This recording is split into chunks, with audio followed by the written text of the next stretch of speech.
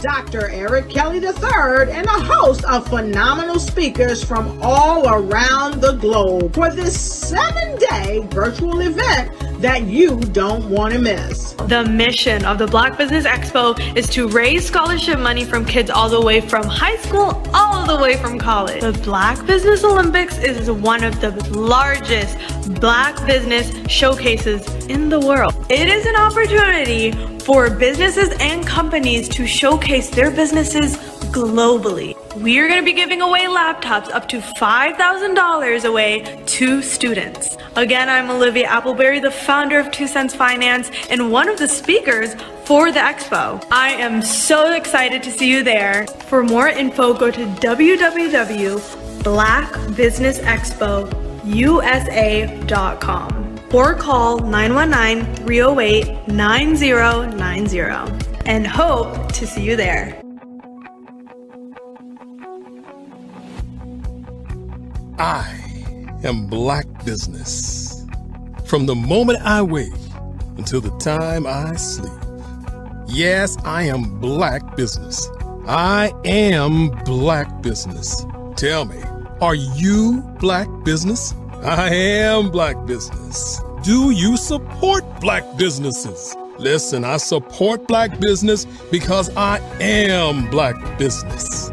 Black Business Expo, one of the largest business showcases in the history of Black business in the world. The world! Sign up today at www.blackbusinessexpousa.com or call 919-308-9090. I am Black Business. I am Black Business. From the moment I wake until the time I sleep, I am Black Business. I am Black Business. Are you Black Business? I am Black Business. Do you support Black businesses? I support Black business because I am Black business. Black Business Expo, one of the largest business showcases in the history of Black America in North Carolina. Sign up today at www.blackbusinessexpousa.com or call 919-380-9090. I am Black Business. I am Black Business. From the moment I wake until the time I sleep, I am Black Business. I am Black Business. Are you Black Business? I am Black Business. Do you support Black businesses? I support Black business because I am Black business. Black Business Expo, one of the largest business showcases in the history of Black America in North Carolina. Sign up today at www.blackbusinessexpousa.com or call 919-380-9090. I am Black Business. I am Black Business. From the moment I wake until the time I sleep, I am Black Business. I am Black Business. Are you Black Business? I am Black Business. Do you support Black businesses? I support Black business because I am Black Business. Black Business Expo, one of the largest business showcases in the history of Black America in North Carolina. Sign up today at www.blackbusinessexpousa.com or call 919-380-9090. I am Black Business. I am Black Business.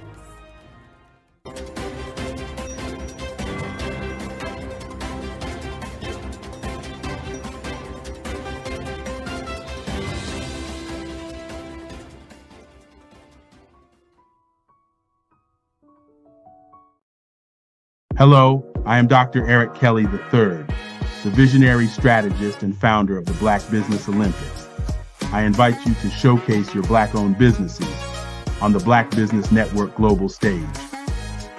The Black Business Olympics is a global Black Business Network platform that propels Black-owned businesses into the international spotlight. By showcasing your business on the Black Business Olympics platform, you can reach a worldwide audience of potential customers, partners, and investors. You can also establish yourself as a thought leader, an expert in your field, attract lucrative partnerships, and more speaking engagements. In addition, the Black Business Olympics platform provides a valuable opportunity to connect and collaborate with like-minded entrepreneurs and business professionals from around the world. This can lead to new business opportunities, ideas, and relationships. Finally, by sharing your story and expertise on the Black Business Olympics platform, you can inspire and empower others. This is a powerful way to make a positive impact on the world and leave a lasting legacy. If you are a Black-owned business owner, I encourage you to seize the opportunity to showcase your business on the Black Business Olympics platform. It is a once-in-a-lifetime opportunity to make an indelible mark on the world. Be one of the 1,000 visionary entrepreneurs who are changing students' lives, shaping industries, and leaving an unforgettable legacy for their families. Unleash your voice on our global stage and watch your business thrive. Black Business Olympics is one of the largest Black business showcases in the history of Black business in the world. Yes, the entire world. Just give me a call today at 919-308-9090.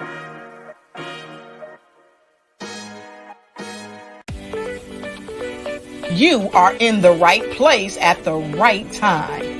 The Black Business Network opens again for its Black Business Olympics, a 24/7 broadcast on business, strategies, global branding, social media marketing, finance, advertisement, and much, much more. Featuring the top, most powerful entrepreneurs and speakers and thought leaders from all around the world as they gather together for this phenomenal event. Join the Black Business Network streaming live into the metaverse, STEM City, USA, Black Multiverse, Pod TV, Roku, Hulu, iHeartRadio, Apple TV, YouTube, TikTok, Instagram, Google Podcasts, Facebook, LinkedIn, IBM TV, Spotify, and Twitch. Tune in today and be a part of this amazing movement. The Black Business Olympics welcomes you.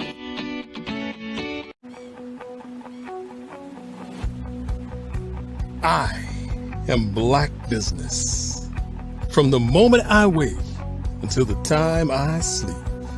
Yes, I am Black Business. I am Black Business.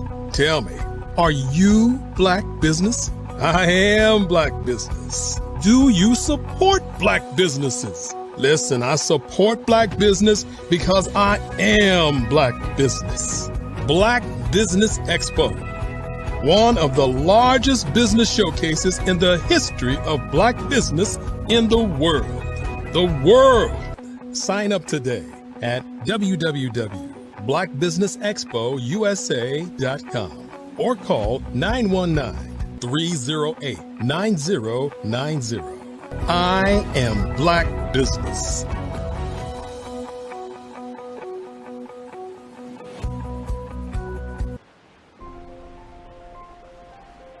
What if you could build your own city? A place where every child can find nurturing people to help them achieve their full potential. A place where every adult can access job training support, where health education is abundant, where social justice ruled the land. A place without limitations. Welcome. You have arrived at STEM City USA. It is what every city should be. A safe and trusted community where you find people and resources to help you become everything you are and beyond. STEM City is unlike anything you have ever experienced. It is a digital twin of the world around you, only better. STEM City is about energy and soul renewal. It is more than a digital world. You can almost feel the power of live cultural events, music, and theater. STEM City promises a better future for children with caring mentors and hands-on activities with dedicated tutors to support our youth. STEM City is your passport to a healthy lifestyle with weekly events addressing our community's many issues. STEM City is your financial well-being with helpful information on wealth management, career advancement, job training, and so much more. STEM City is the community you deserve. It is the city where your dreams can come true. STEM City USA, a place in the sky that is accessible to all who reach for the stars.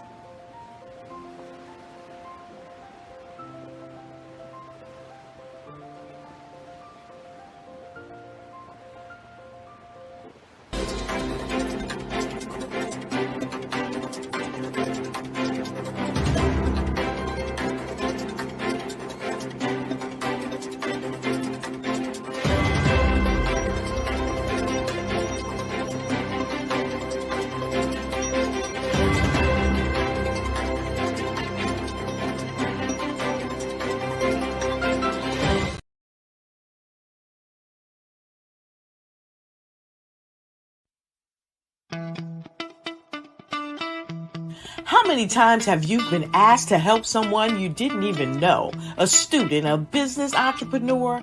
Or did you ever even ask, where did they end up? That business, that friend, that entrepreneur. Well, just maybe they ended up in a gang, bankrupt, homeless, or worse, dead. Maybe they turned to crime, drugs, and alcohol. Did you ever wonder? Did you destroy their dream, or was your life always so easy? At the Black Business Olympics, we started a movement to help students complete. Give them hope and foster success. Help them to leave their dreams of providing laptops, computers, and up to $5,000 in scholarship funds. Today, we ask you to help a student, a business owner, or an entrepreneur to realize their dream by sponsoring them, supporting them, and buying from them. Consider this. With $1.6 trillion in our Black community, we only ask for a small donation for our students, our businesses and our entrepreneurs. And you can change a life today. So I ask you, what are you going to do? Sit on the sideline and watch our students in high school be leaders, miss out on their dream from lack of resources? Or are you going to donate to the movement and change their future and yours as well? Give us a call today at 919-308-9090. Change their life by investing with action to the Black Business Olympic Fund. The Black Business Olympics, one of the largest business showcases of Black business in the history of the world.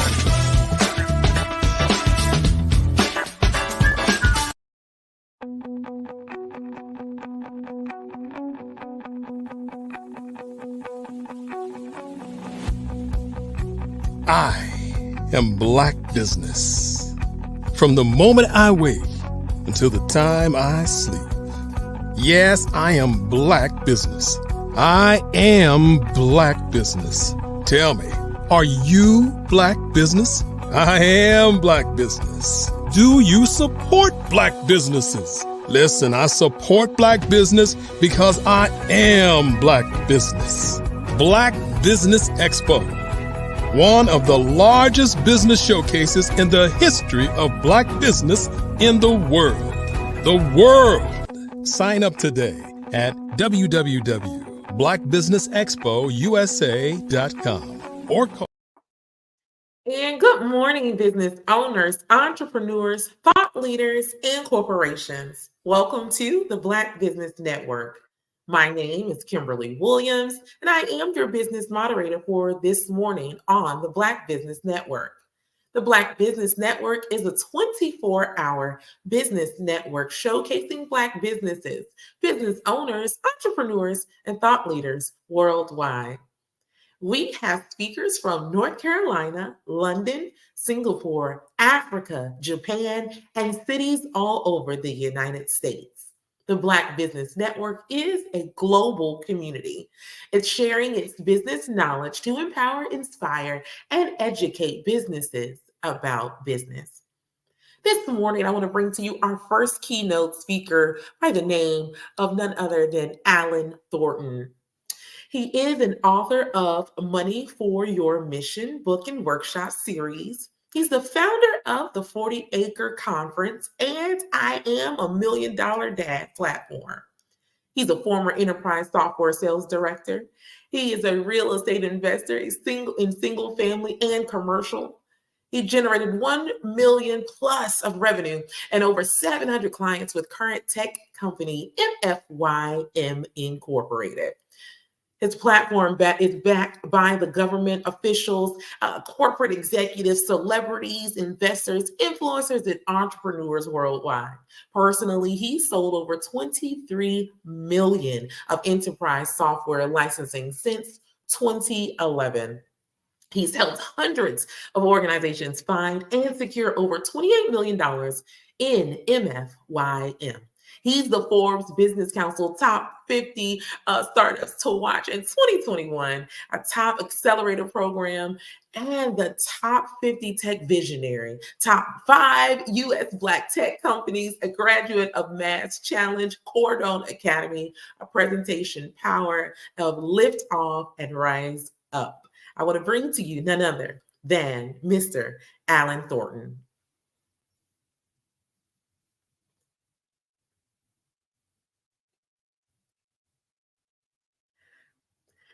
So good morning to you, Mr. Alan Thornton. It's so great to hear from you.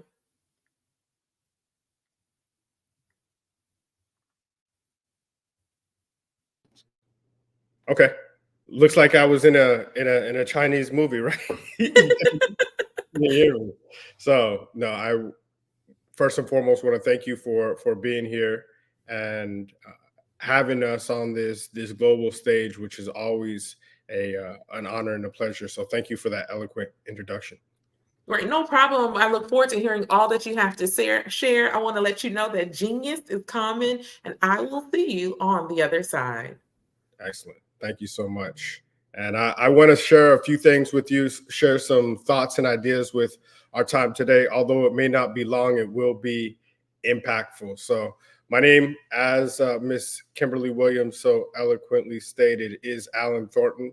I am the founder of the 40 Acre Conference, which is the largest conference in the world on MLK and Juneteenth. And want to share, we're going into the new year. So a few of you are thinking about your big goals, your big dreams in the new year. And you say, well, once this new year gets around, we'll start. So I'm going to give you 3 different points that we can talk about to get your new year started right. The first one is manifestation, but manifestation execution. The second one I'm going to talk about is making your goals a reality with your niche. And then the last one is the connections that you keep will help you get the currency that you want. So let's talk about manifestation. And this is big, and I'll tell you a little bit about my journey. Most of you may think, hey, manifestation, it's like some hocus pocus stuff, right? But I can tell you since the beginning of time, and I read a lot of different books. I'll drop a couple books in the chat. And through the duration of this, if you hear some thoughts and ideas that you'd like to be a part of, we have the largest conference in the world on MLK and Juneteenth. And if that's something you would like to be a part of, type legacy in the chat.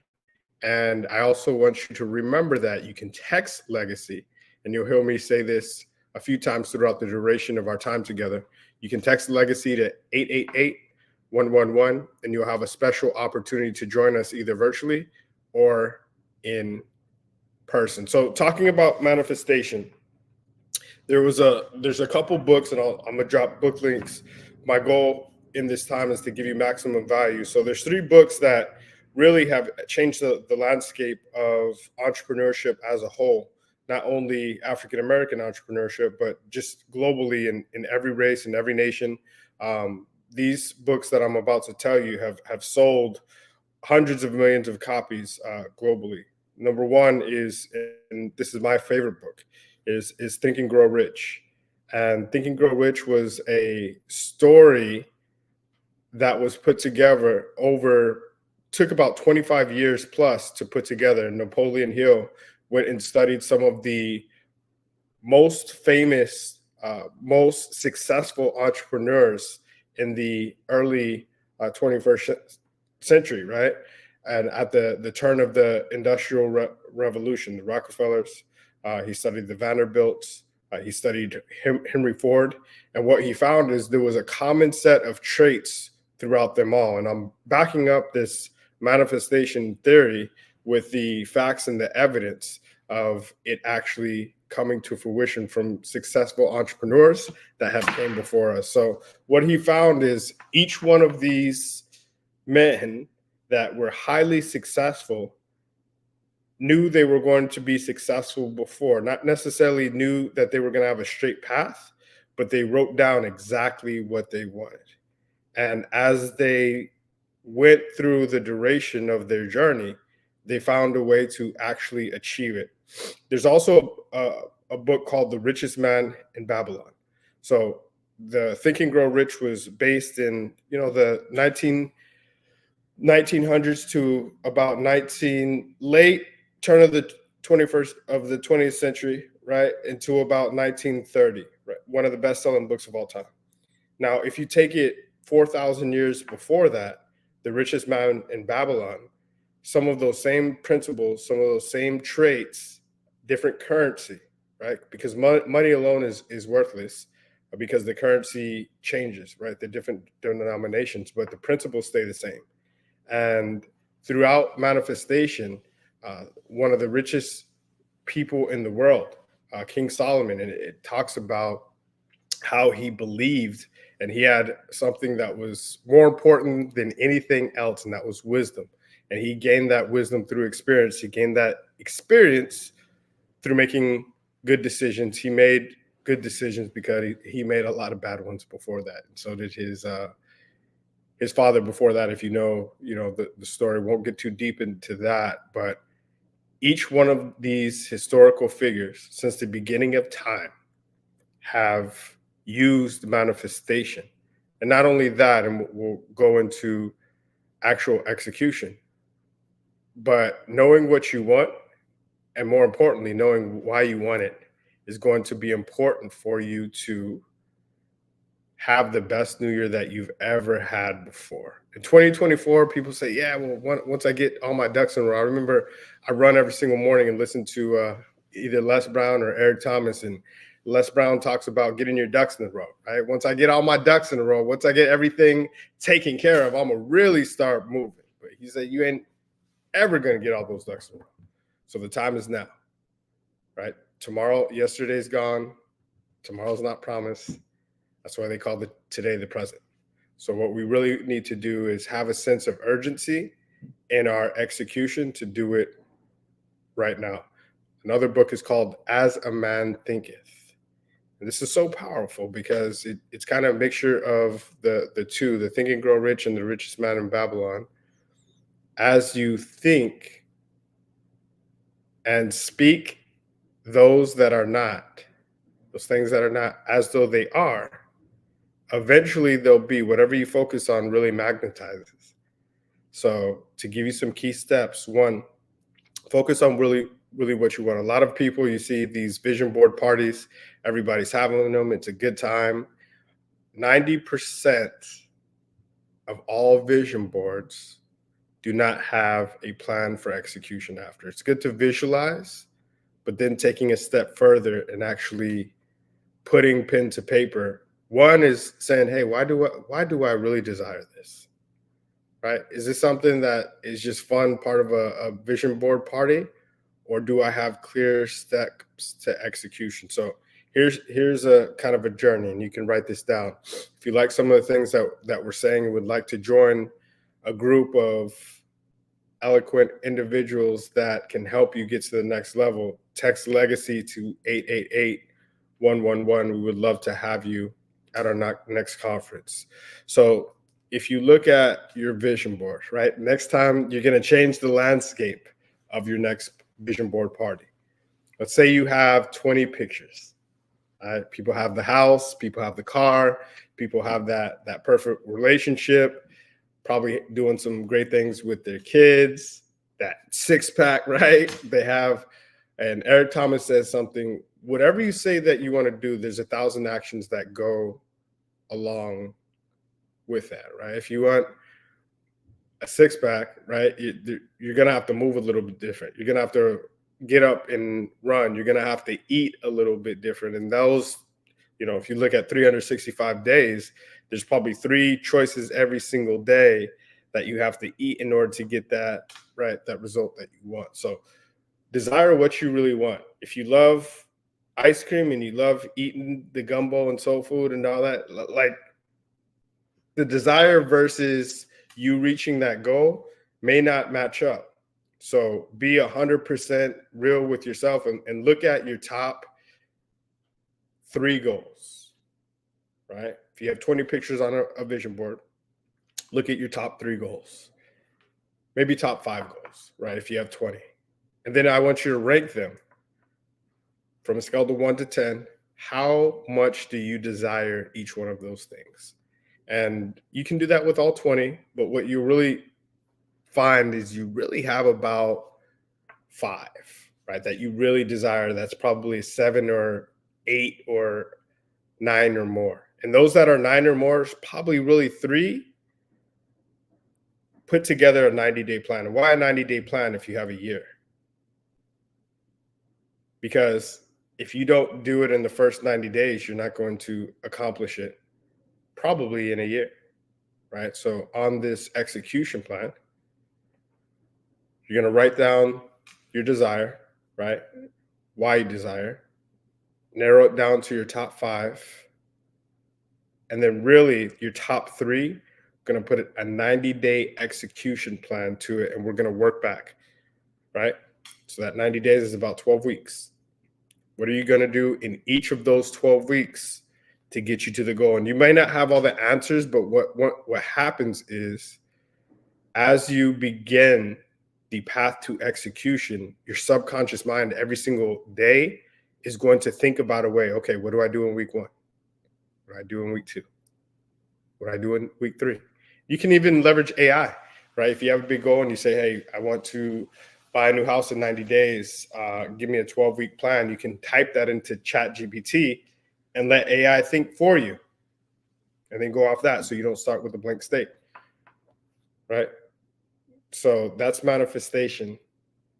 But more importantly, it's execution. And once you start to think about execution, things will come out. People will show up. I'll give you an example, and I'll tell you a real life story. In starting our 40-acre conference, I wrote down a couple years ago when George Floyd died in 2020, right? We had a successful ground and government contract business, and we were doing things for everybody, right? All races, all verticals, all different places. And what you'll find, and this is the story to my next point about your niche, everybody is nobody. And once you find something that you're truly passionate about, other people will show up that are passionate about that same thing, and they'll help you with your execution. Give you an example. In 2020, George Floyd died, and there was a renewed focus on the Black community, right? There was a lot of corporations that said, look, I've seen some things have happened in the Black community. I'll give $1 million. I'll give $10 million. I'll give $100 million. I'll give $1 billion. I'll get $20 billion. And the numbers got ridiculous to the tune of about $300 billion. This is back in 2020. Many of you may have remembered this, all of the pushes. Now, there was a great idea, but horrible execution, right? They didn't know who to give it to. They didn't know how to track it. They didn't have to manage it. And ultimately, it got swept in the rug. And math is my best subject, but history is what I enjoy the most. And to me, that sounded a lot like, right, the promise right after slavery in 1865 of 40 acres and a mule. Great plan, but with no execution, it's probably going to disappear, right? So I started writing things down. And I said, look, I know this is way bigger than me to even try to have the audacity, to take upon this big task. But nothing great in this world has ever been achieved without enthusiasm. So I said, look, we're going to start the 40-acre conference. I don't know how, I don't know the steps, but we're going to execute this. And we're going to partner with corporations, government officials, celebrities to make sure that this doesn't just disappear, and not necessarily shame them, but actually give them a path to execution. And we were able to do that. And now look a couple of years later, and along that journey, right? Nobody knew who I was. A lot of people still don't know who I am, which is fine. But they know the name 40 Acres, right? They know the name, and that was a niche. People were attached to the bigger goal, not necessarily it wasn't just the Allen show, right? It was 40 acres. Okay, how can we do that? And other people started to tap in on execution. I'll give you an example. I went to Black Wall Street on the Centennial because I didn't know how to execute. And I said, look, I'm gonna bring some people along the way. And I met a few guys in a small room in Tulsa, Oklahoma, right? Rashad, Troy, Mike, Hill Harper, right? Many of you know those guys as Earn Your Leisure, and that was before they got big, right? That was before, they had already had a good following, but this is before they started InvestFest, before they started a bunch of businesses that they have right now, before the world tours, before selling out Madison Square Garden and, overseas in London and Canada and Africa, right? And they talked about doing that, and they did something that I'm eternally grateful for. Not only did I see them in a room talking about something that they were going to execute, 90 days later, I actually saw them execute. And what that did is that built my belief system.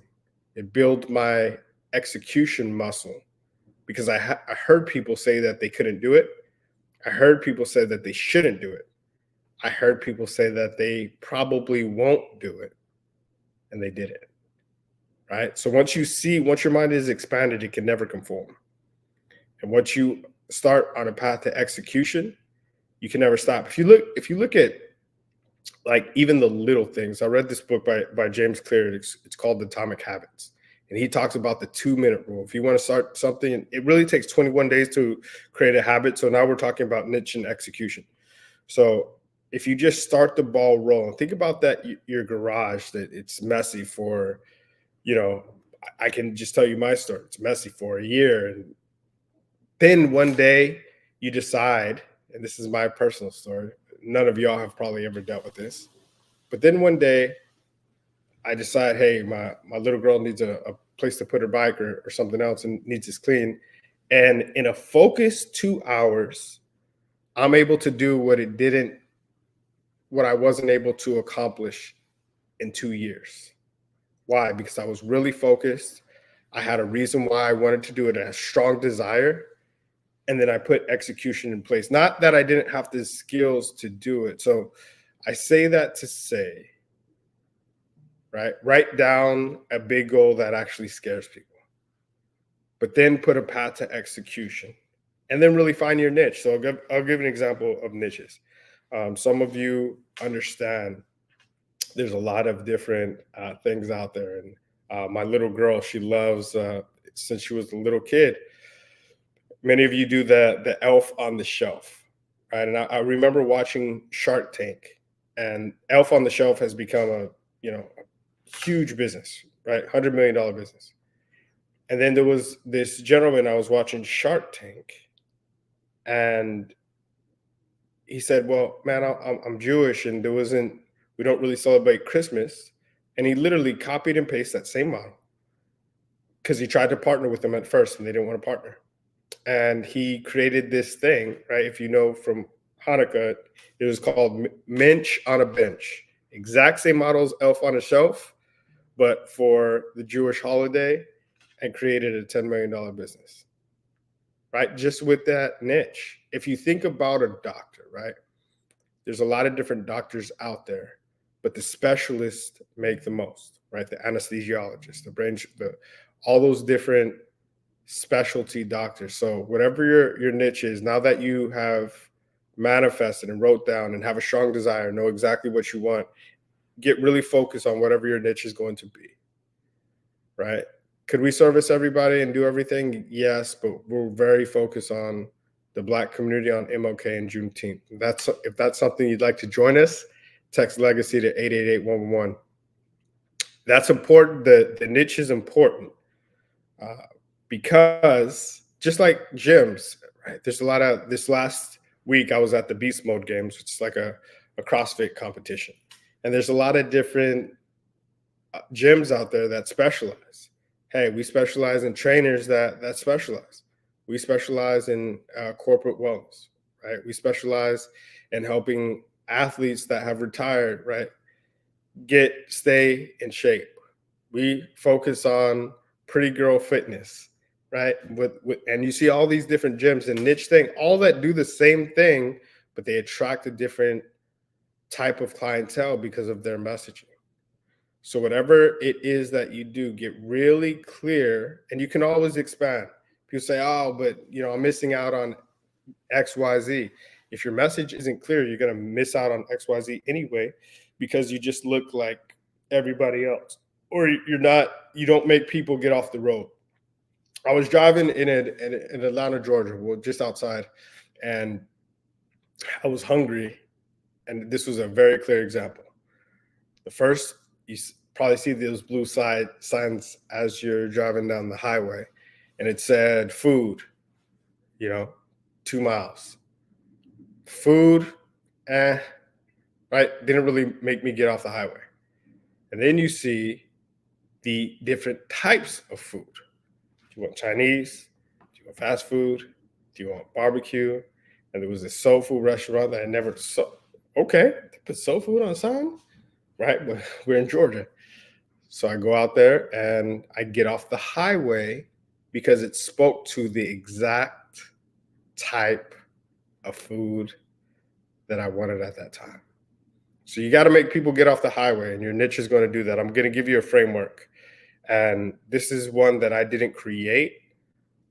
Just like Eric Thomas, I watch Eric Thomas and listen to him every single morning. He said, most people in life are lazy, right? You can beat half the people just by showing up, even if you have average skill, because you can have phenomenal will and be very focused on what you want to do.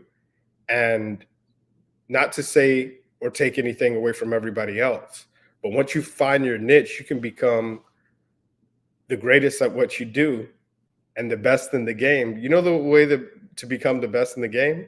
Make sure nobody else is playing it, right? And you can do and have your niche. You can be the best soul food place in Macon, Georgia.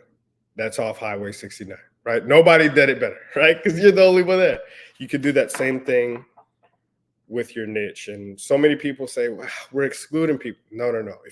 I'll give you the Facebook example. And I remember one of my mentors told me this. He said, Alan, look, you grew up, you're around the same, right? I'm 37, around the same age as Mark Zuckerberg, right? I graduated at the same time, went to college at the same time. And I remember when Facebook first came out. Now, I feel like an OG, right? Like, this is off topic. So I was at the basketball court the other day playing ball, and somebody say, hey, man, hey, Scoob, good shot. I'm like, Scoob, who's this talking? Oh, dang, I'm 38 now. But that's another subject, man. Never thought you'd be on the other side of life, but that's funny. I say that to say the Facebook example, back on track. When Facebook first started, they focused on college students. Right now, could they service everybody? Was the platform big enough? Was it mature enough to service any type of person? Yes. But what they were able to do is really focus on a niche that wasn't being served, right? Really focus on the people where the platform could grow the faster. It's called land and expand. I sold enterprise software for a while. That's what we do. Like the easiest core product, the highest amount of efficiency with the least amount of effort and the most amount of impact, we would sell that first to land. And then you expand. So if you look at Facebook, they built their marketplace very fast because they really focused, even when there was other giants that had a lot more traction than they did. Like at that point, MySpace was killing it. But Facebook came in and really focused on a niche and just expanded so quickly. And that niche not only expanded, they had parents. They were connected to all the other people that they wanted to get to. And what happened is they blew it out the water. They went public and, they crushed their competitors because they focused. They had laser focus, they had strong desire, and they ran hard, like hard, right? So if you can do that same thing in whatever your niche is and really focus on what the desire, because the desire is going to get you up out of bed in the morning. The desire is going to keep you going and say, oh, okay, I'm doing this. Why? When you have adversity, it's going to get you over that hump and tell you I will until because of this. Not just because it's a nice to have. No, I can, I will, I must. Come on, Dr. Kelly, you know that. I can, I will, I must. And then people, once you have your niche and once you have your manifestation, your strong desire, you're going to find people that will help you execute. One, because people can really focus. I was watching the reel the other day with Kobe, one of my favorite players, and he said, he used to hang around people and he could tell if people were unfocused or distracted, and he just couldn't gravitate to those people, right? And your energy and your vibration, your frequency will start to attract what you are and what you desire to become. So if you're focused on execution, you know what you want, you know why you want it, and you're on that path to execution with whatever your niche is, you're going to start to attract those people. I'll tell you, at the end of 2020 or the end of 2021, we were launching our MLK conference, and we had all kinds of barriers, and they canceled the parade, and we're going to do some things with the parade, and pandemic was coming back, and I was just on a path to execution. And shout out, and I got to eternally grateful for this gentleman. I got a call from Dr. Kelly, and I was trying to figure out a way how to execute this and have all speakers say, hey man, I'd love to be there, but pandemic wise, LA was getting shut down, different places were getting, and showed up on my doorstep, right? Not literally, but with this Black Business Network and said, look, I have a way that you could actually execute this. And not only was I able, through the help of people that showed up like Dr. Kelly, to execute, we got on a path that was bigger than we ever believed, thought, or imagined. And a couple of weeks later, we got a call from some people in Africa, because Black Business Network's a global network, right? We're able to get a call from Africa. And Dr. Kelly said, don't answer that call, man. Africa, come on. Like, what do we doing here? It sounds like so I hung up at first and I said, you know what?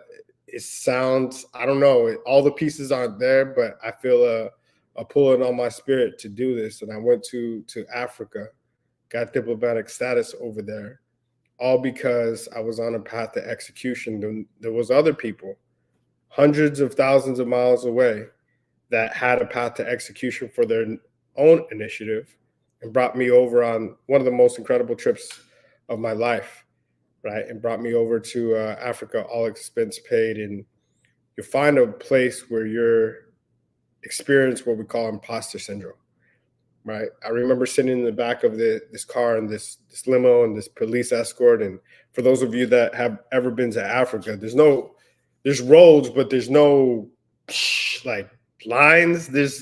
That don't exist, right? So you look at this and then you're in the back of this thing and it's like the Red Sea parting, because you have this police escort and everybody moving. You got people on both sides of you trying to look who's in there. I'm like, man, one, this is either going to be great or this is it. But two is, man, how did I get here? Like, why me? I'm not that good. I'm not that person that should be in the back of this car with people looking to see who it is. I'm not really anybody. And what you'll find is you are exactly where you're supposed to be, because you wrote this down, right? And then you'll remember, hey, I wrote this down. And I told myself I was going to execute.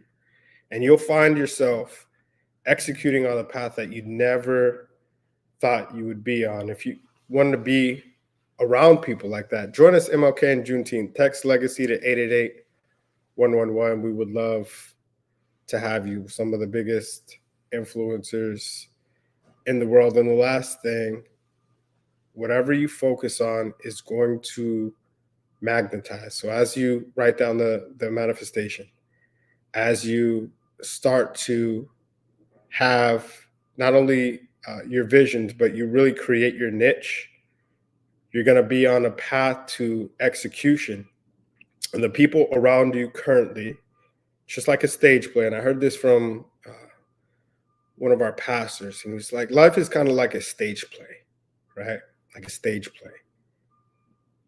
There are people throughout the duration of this play that play different roles, and everybody that's on this play may not be there. The same people that are in the beginning may not be there at the end, even though it's a great play, right?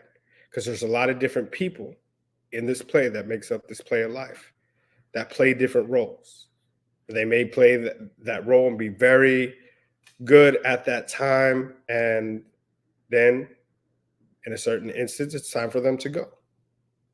And sometimes that happens in your life. And when you get to different parts of your life, there may some people that stay, and there may people that go. Everybody plays different roles.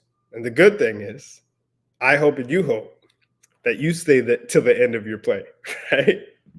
So know that the connections around you, if you're not where you want to be, whatever you do, whatever you wrote down, whatever you think about, whatever you dream about, whatever you truly desire, start that path to execution, which is important. Write out, get laser focused. Write down your niche. Don't go after everybody, because everybody is nobody.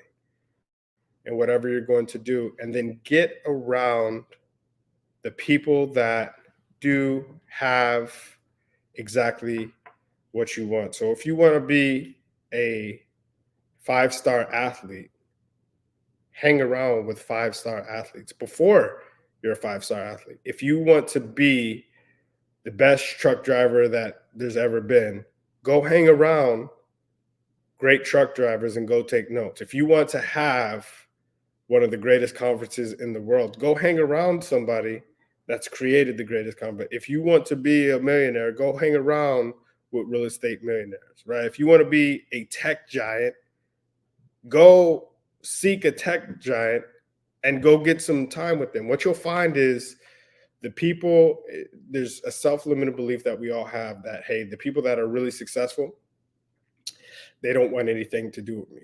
And it's actually the opposite. The people that are not really successful, they'll push you off because they don't want you to be more successful than you, right? What I've really found is I've had, and you'll look at some of our past conferences, I've had the opportunity to hang around with multiple billionaires and they give me their phone number, right? And I'm like, man, why? Is this a real number? Why would they give me their number? And I remember one guy telling me, right, he's a billionaire, Black billionaire. He said, Alan, you wouldn't believe when somebody says they want my help or somebody said they want mentorship, I will give them my number. I've probably given out my number hundreds of times. And you are one of the few people that actually call me back, right? This is a billionaire with a B. So the fortune is in the follow-up. Once you figure out exactly the crowd that you want to hang around, follow up with them, right? Send them not only an email, send them a video message, right? You're going to say, y'all thought I was going to say postcard. Yeah, we don't do that anymore. But that's fine. That's old school, right? A handwritten note, but send them a video message, right? Hey, happy Easter. Hey, happy birthday.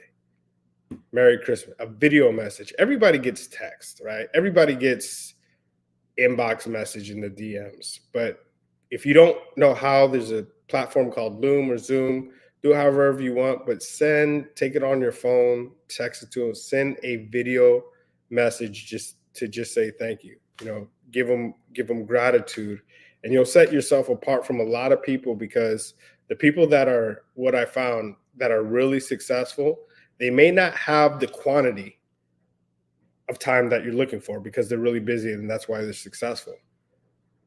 But they may give you a couple minutes of quality time that'll change the trajectory of your life. Right? So really, really do that. Really hang around the people that can really affect your life in a positive way. And to recap, if you'd like to spend some time with us and growing and building and changing the world for the better, text legacy to 888-111. I'll type that in the chat and you can join us. There's a special offer in there. So in recap, remember, write down exactly what you want to accomplish for manifestation. Actually execute it with that execution plan. I want you, each and every one of you, to pick a niche and hang out with the people that have the things that you want and follow up with them. That's my time. Thank you, Ms. Williams, for giving me this time and allowing me to share some thoughts and ideas with the audience today. Yes, no, thank you so much for that amazing and awesome and insightful talk. Thank you for giving us the blueprint, and hopefully those who have heard it are going to take it and run. Can you tell us one more time, if we want to contact you and we want to get in on your MLK Day, how do we do just that? So you can, and many of you may sound like a broken record, you can, if you'd like to be a part of it, either virtually, be a vendor, be a VIP at our Legacy Builder Gala, you can text Legacy to 888-111. You can also follow us at 40 Acre Conference on Instagram and on all platforms, LinkedIn, Facebook, at 40 Acre Conference. My direct Instagram is I am Mr. 40 Acre on Instagram. So anything 40 Acre, I am Mr. 40 Acre, 40 Acre Arts, and 40-acre conference, you can find us. Nice. I look forward to coming down and being a part of this 40 Acres conference. It was great to hear from you again, Mr. Alan Thornton. Genius is coming, and I will see you on the other side. Have a blessed day. So the Black Business Expo's mission is to raise funds for high school seniors going to college or K-12 entrepreneurs. And this expo is a fundraiser for students. You may go to www.blackbusinessexpousa.com to donate to the scholarship fund. Or you can use our Cash App. It's $BBXUSA. Our goal is to give laptops and up to $5,000 to 10 students.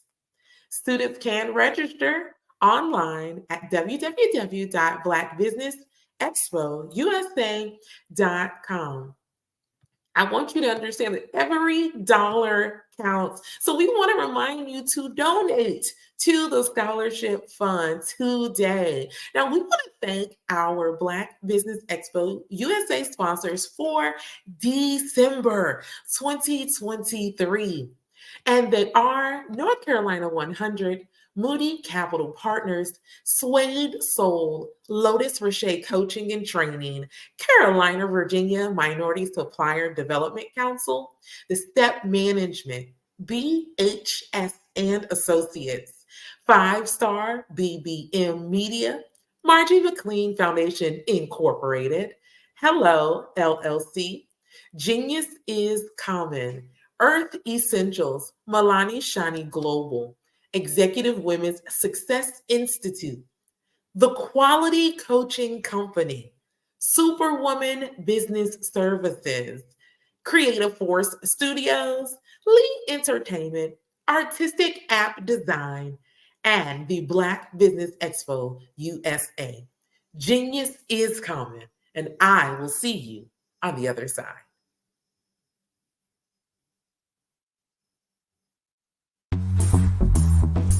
Attention all entrepreneurs and companies. Are you looking for reliable and efficient virtual assistants and back office support to help you manage your business tasks? Look no further than Superwoman Business Services.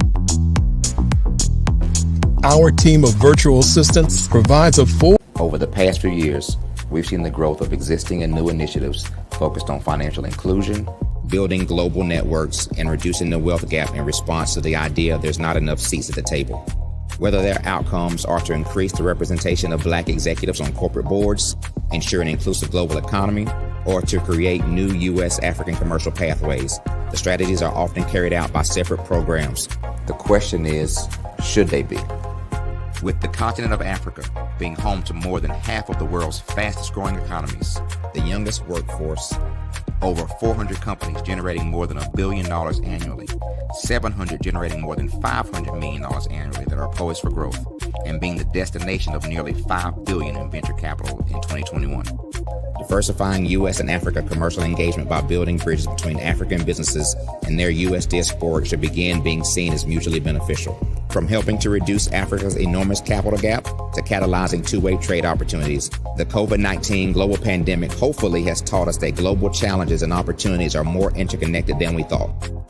During the pandemic, African companies like Unicorn Flutterwave, insurance provider Reliance Health, ride-hailing app Yasir, and 54Gene, the continent's first bank of DNA on people of African descent, prove that when African companies have access to networks, capital, and information, they grow big, grow fast, and create solutions that are valuable to the world. This is why Be Direct was created. We are the first U.S.-based but African-centric board preparedness and board search company designed to connect U.S. Black talent and corporations to African businesses. Unique and fundamental to Be Direct's success is our process of helping board candidates adapt their experience and networks to an African context before they're connected to high-growth companies that are looking to locally and globally scale. From our focus groups with African business execs and government leaders, we don't ignore the sentiment that business is easy, but people are hard. Having a pool of board candidates with hard-to-access networks and extensive experience across the business life cycle, including successfully raising capital, is table stakes for an initiative like this. So yes, we have that. But corporate or entrepreneurial success in the U.S. does not guarantee success in Africa. Developed alongside industry partners on the continent, our training program, Be Direct Prep, is designed to transpose their experience to create cultural comfort, understanding, and a commitment to helping businesses in Africa scale.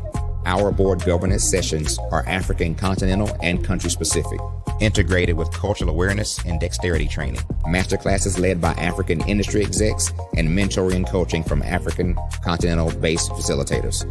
But even more unique to Be Direct Prep, we cap off our training program with an immersion trip to help candidates that have not been to Africa before see and feel Africa's complexity and opportunity from African soil. We all know traditional network-based board placement has historically left a lot of us out of ever really being in the paid board pipeline. Our strategy supports the work of many great organizations that are successfully filling seats at U.S. board tables by creating more tables for those that are still left on the sideline. It's time to start seeing the role and value of U.S. Black talent and businesses on the continent of Africa differently. Old perceptions and habits limit economic inclusion. Let's transition Black talent and the African businesses they will support from the periphery of the global economy to its core. Living in a global lockdown, we all know now how fast local and global economies can change and see the value of having businesses that hire, strengthen local value chains, and even grow globally. Status quo in any form holds back progress. We must democratize U.S.-Africa commercial engagement by socially and economically connecting cultures that have long been disconnected. It's time for Africa's U.S. diaspora to redefine their global value by helping African businesses scale continentally and globally.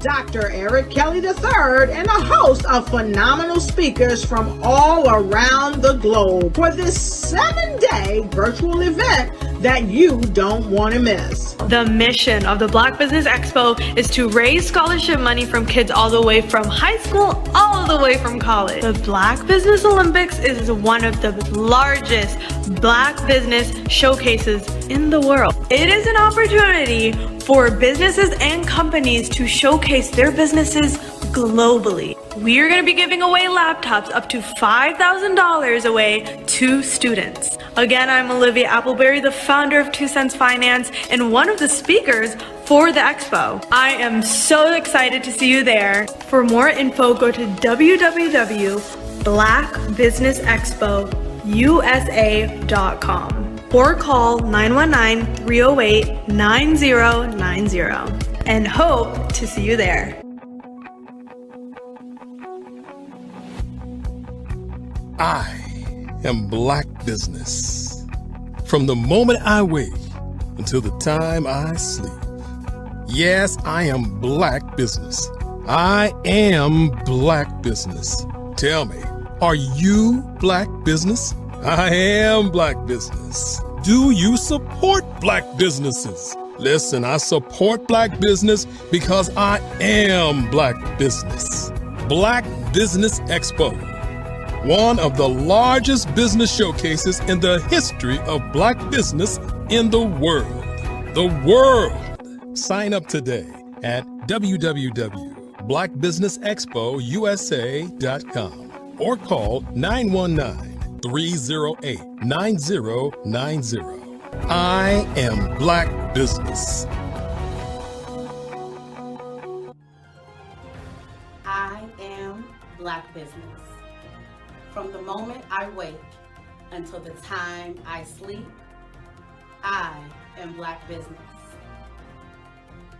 I am Black Business. Are you Black Business? I am Black business. Do you support Black businesses? I support Black business because I am Black business. Black Business Expo, one of the largest business showcases in the history of Black America in North Carolina.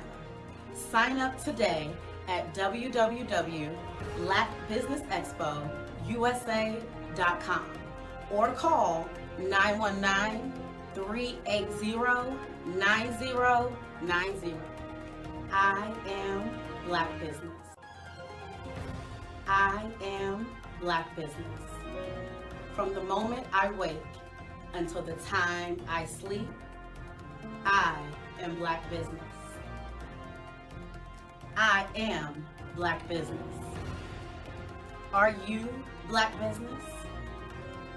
I am Black business. Do you support Black businesses? I support Black business because I am Black business. Black Business Expo, one of the largest business showcases in the history of Black America in North Carolina. Sign up today at www.blackbusinessexpousa.com or call 919-380-9090. I am Black business. I am Black business. From the moment I wake until the time I sleep, I am Black business. I am Black business. Are you Black business? I am Black business. Do you support Black businesses? I support Black business because I am Black business.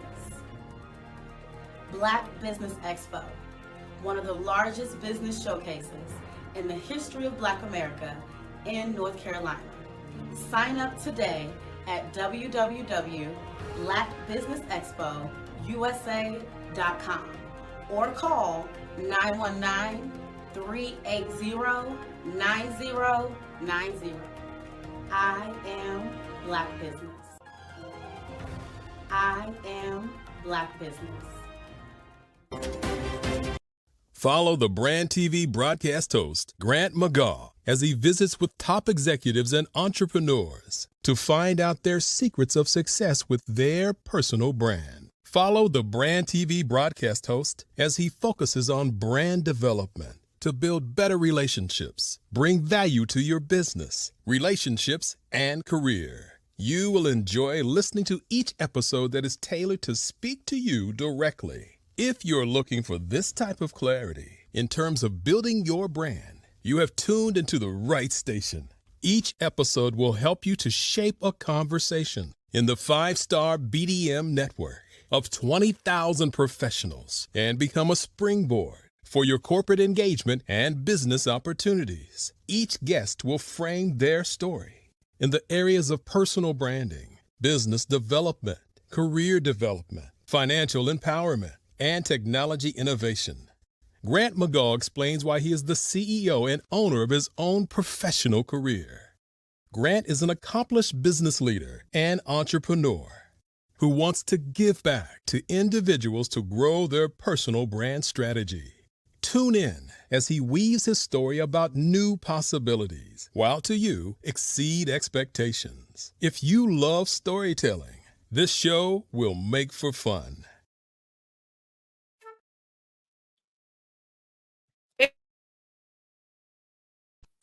And good morning to you, business owners, entrepreneurs, thought leaders, and corporations, and welcome to the Black Business Network. I am Kimberly Williams. I'm your business moderator for this morning on the Black Business Network. And the Black Business Network is a 24-hour business network showcasing Black businesses, business owners, entrepreneurs, and thought leaders worldwide. We have speakers from North Carolina, London, Singapore, Africa, Japan, and cities all over the United States. The Black Business Network is a global community sharing its business knowledge to empower, inspire, and educate businesses about business. So grateful to bring to you today something called a Becoming a Change Maker. It's a conversation between two giants in the game. So our first speaker is going to be Mr. John Riley III. John is the VP of Business Services at ABA Intelligence. He has over 23 years of experience in the software application space, working for companies like Oracle and SAP. He has primarily worked in the consulting service sector, assisting organizations with their software implementations, business process changes, digital transformation initiatives. And so with John Riley III, there's also Mr. Grant McGaw. I'm so excited to bring to you and present Mr. John Riley III. How you doing? Oh, can you hear me? I can hear you. Yes, sir. How are you? You know what? I could not be better. How's it going today, Kimberly? It's going amazing. I look forward to hearing you and hearing from your expertise this morning. I want to let you know that genius is coming, and I will see you on the other side. Sounds good. All right. Good morning, John. How you doing, sir? I'm wonderful. I am wonderful. This is a great holiday season. It's a time to give back, to give freely, and to give generously. And I appreciate you giving generously during your time. And here at the Levon Center of Innovation, which you are part of the Levon Cyber Range, I want you to tell our listeners, our audience out there, I mean, not too many people are exposed or understand what a cyber range actually is. No problem, Grant. I mean, it's something that's becoming more and more needed as you understand what the cyber attacks that have been going on. So Cyber Range is really designed to help organizations, one, to come get cyber training awareness of understanding what a cyber attack is, how it affects them. I'd say executives for their responsibilities with it, but also coming to test out their plans for a cyber attack. Now, that's a lot of things people don't realize is how do I test out my plan when I have a cyber attack? What are my responsibilities as an executive, as a CEO, as a technical, what they call chief information security officer, and allows them to prepare for that. So when they do attack, now it's never about if they're going to get hacked, it's always when. And if you look at what's going on in the industry, and Grant, you know, like I do, it's not stopping. If anything, it's getting faster. And just to give you an example of that, in 2022, the ransomware attacks, I think, were over, 25 million. By September of this year, it's already surpassed the number of attacks from 2022. That's how fast it's speeding up. By September of this year, it surpassed all these cyber attacks in ransomware attacks in 2022. That is, and that's something that's amazing when you think about the magnitude of cyber attacks, and that's the reason because data is valuable. Yes. People want to hold that data. They want to get a hold of it because they can utilize it for their own nefarious activities. We understand, we talked last time, it's a $6 trillion industry. $6 trillion. $6 trillion. That's amazing, isn't it? Yeah. And that's the crazy thing. I mean, I was even reading today that they're turning in supply chain hacking into a service. Like, that's crazy, right? It's turning into that bit of business. They're turning supply chain hacking as a service, as an offering. And that's telling you how these threat actors, what they call them, are thinking now that it's such a business that they're going at it with a business mentality of how to be productive in it. And we'll get in, I know we'll talk about AI and technology but that has been speeding it up and making it so much easier for people to attack other people, companies, organizations. And it's almost on a scary level of how fast it's moving. And the predictions for 2024 and 2025 are going through the roof of what to start preparing for now.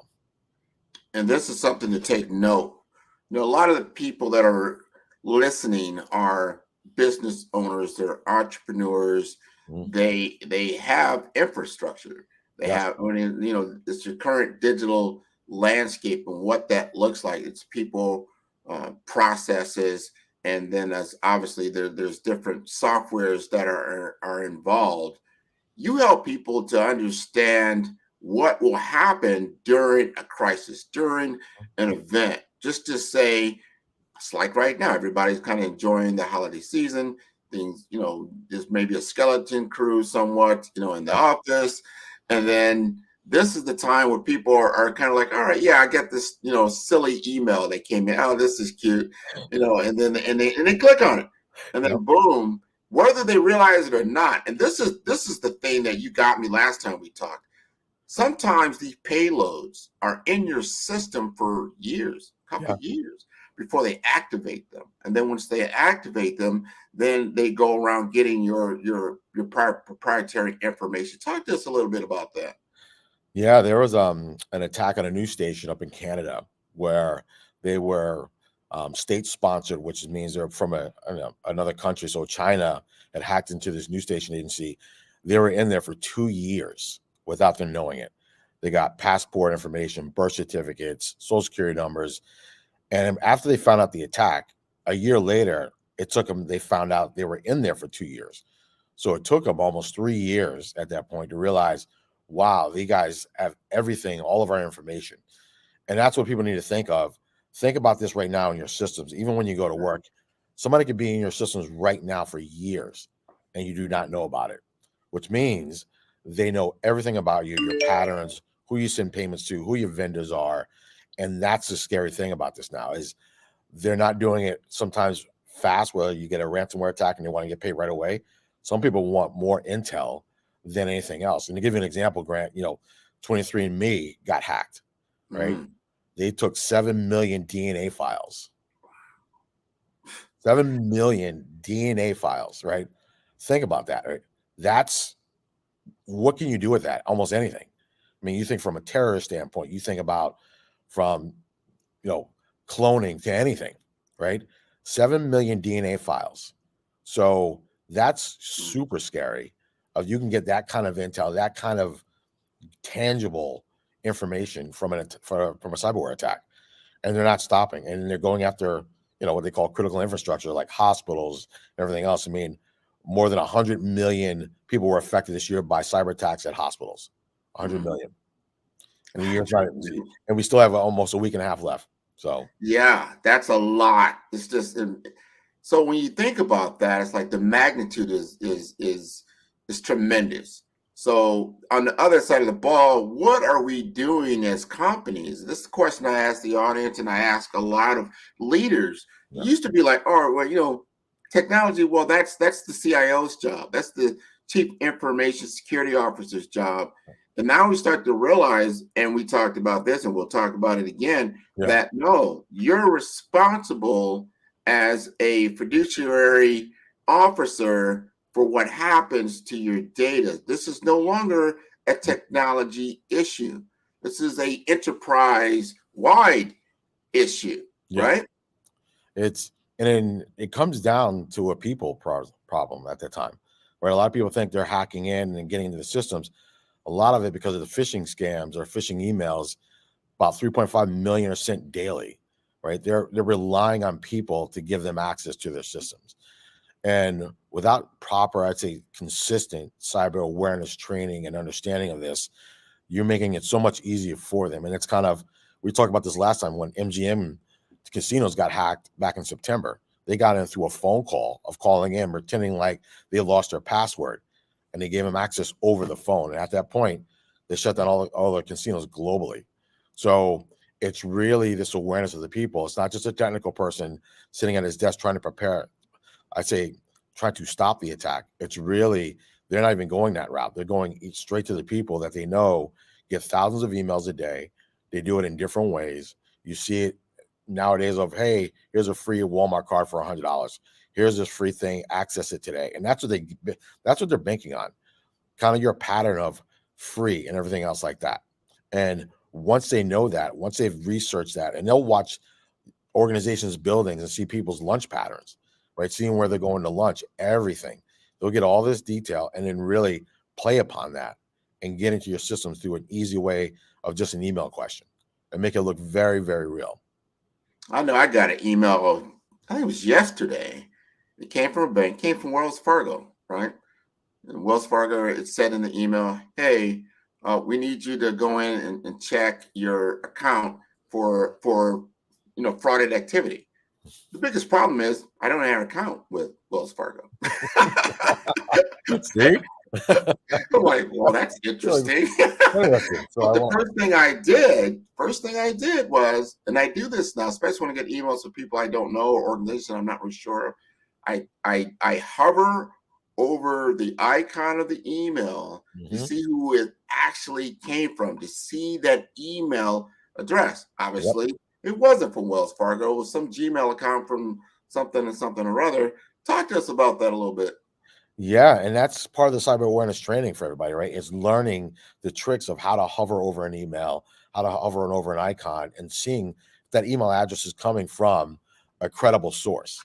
And many, many people and organizations have been tripped up at it. We know a local city here, and here in Florida, like Grant, you and I do, where they did the same thing. They were working with a construction company, and they copied the construction company's email address, the logo, and everything, and requested a payment of $1.5 million. And because it was something that seemed that was familiar, they sent that payment out to them. Now, easily, I mean, you got to realize if they're always getting emails from this one organization, it didn't seem like it was anything out of the ordinary. But they were that slick that they changed the email address by one letter and got them to send that payment. And that's how they're doing it. They're really becoming very sophisticated in how they're doing it, of even hovering over it, but they have it so similar that if you look at it real quick, it's an easy thing that all of us can easily make that mistake if we're not paying attention to it. 100%. That's the thing.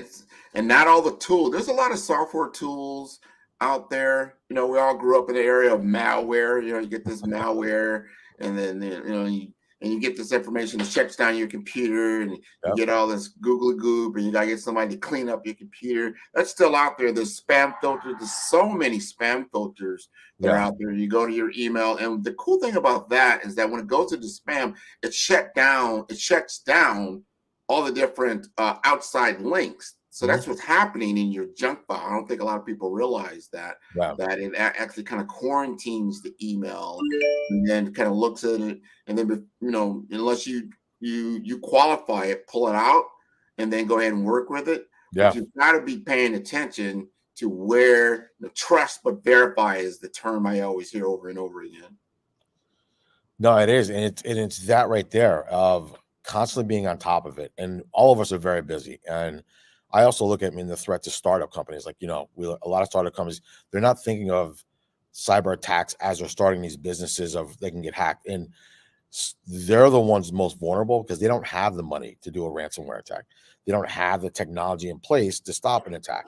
And once an attack hits a growing small business, it could stop their business instantly, right? They can shut them down, and that's it. So it could be a year or 2 years you've been in business, and one cyber attack could literally take out your business, and that's it. They can take all your funds, find a different way into your accounts. And that's where cyber awareness training and preparedness is becoming more prevalent for a lot of people and organizations now in this new age of AI and automation. And, we talk about deep fakes, where now they can imitate your image and your voice, right?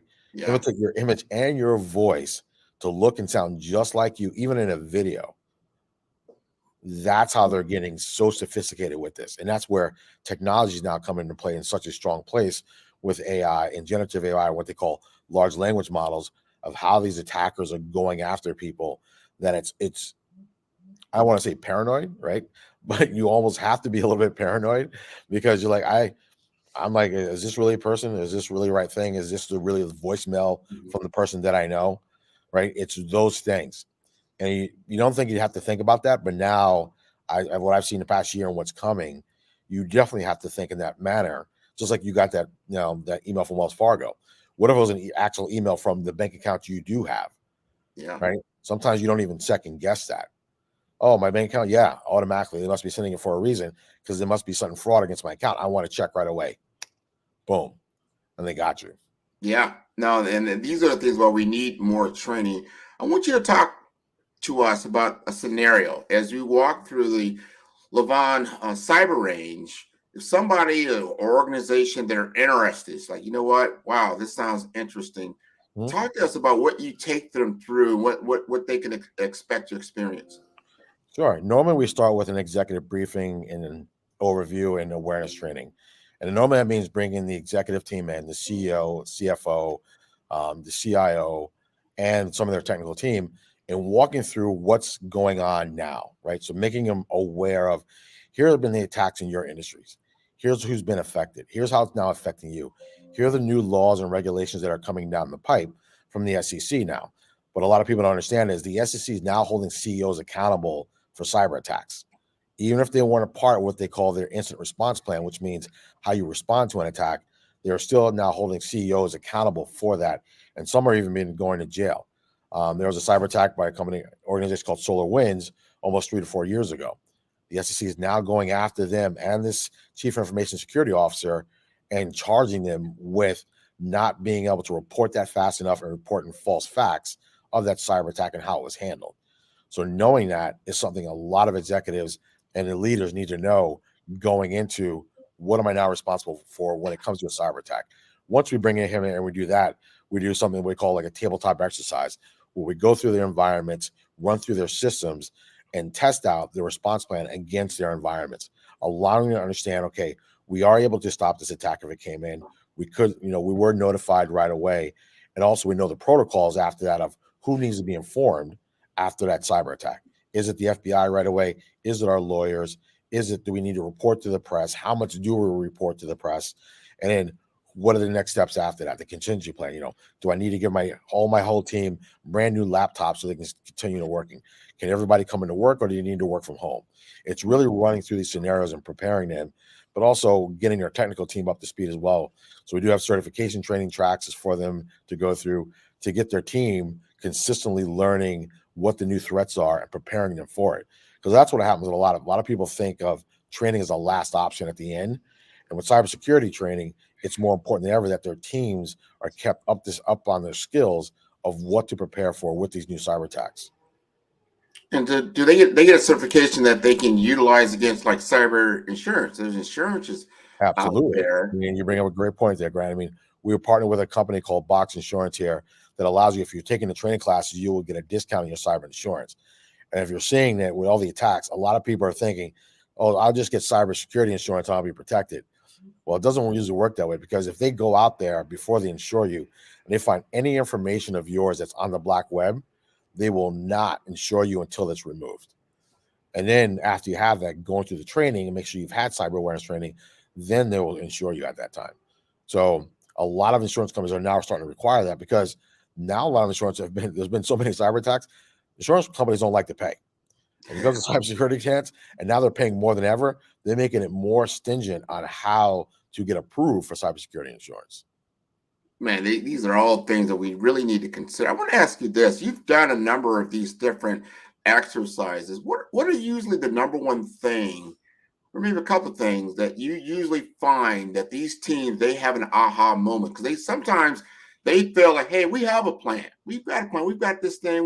We run through these scenarios internally. We think we've got it down packed. But you know what? This is a good idea. Maybe we need it to get insurance. We'll go ahead and run through this program. And then they go like, wow, I didn't realize that.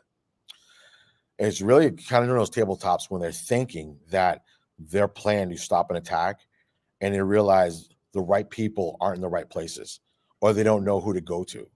That's when the aha moment goes, well, who's responsible for that? And it kind of looks in their face, and you kind of see the situation get tighter. Okay, well, you're the CEO. Who should you be calling on your team? I don't know. Well, I thought as a better person know that your CISO doesn't handle that. The person on his team handles that. Now, who does he call, right? Who does he stay in touch with? And once they start seeing that there's not a strong communication in their plan of the action items or the next steps, that's when I was like, okay, we need to do this again, and we need to update what we're doing, because now there's new attacks out there that we're not prepared for.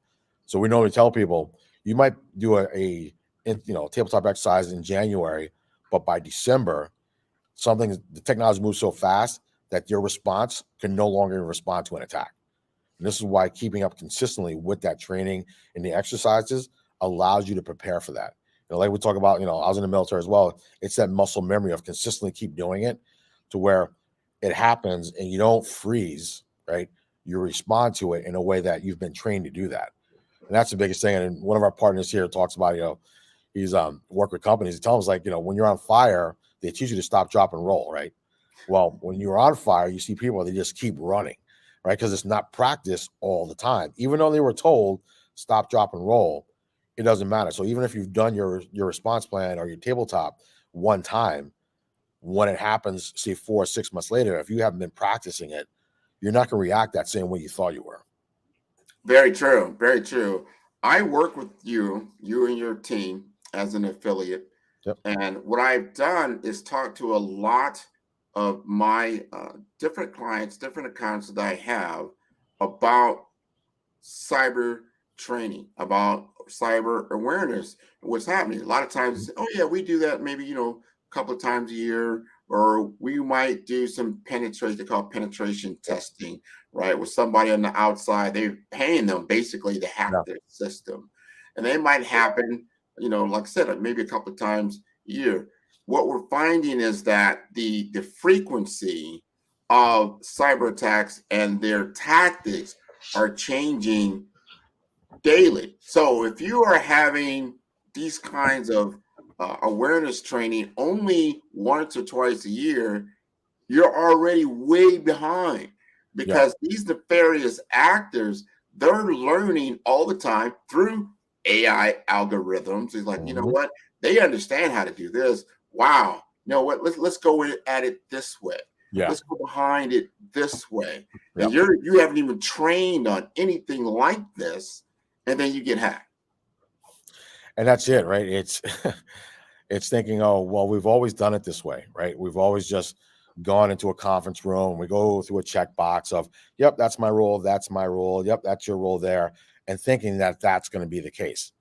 Well, I always call it, when military background, when rounds are coming down range, that piece of paper is not going to be anything you're going to refer to, right? You're going to be, what do we do? What do we do? And even though you thought you were prepared for it, you really didn't prepare the right way you should have, or consistently enough to be able to respond to it in a way that can address that challenge.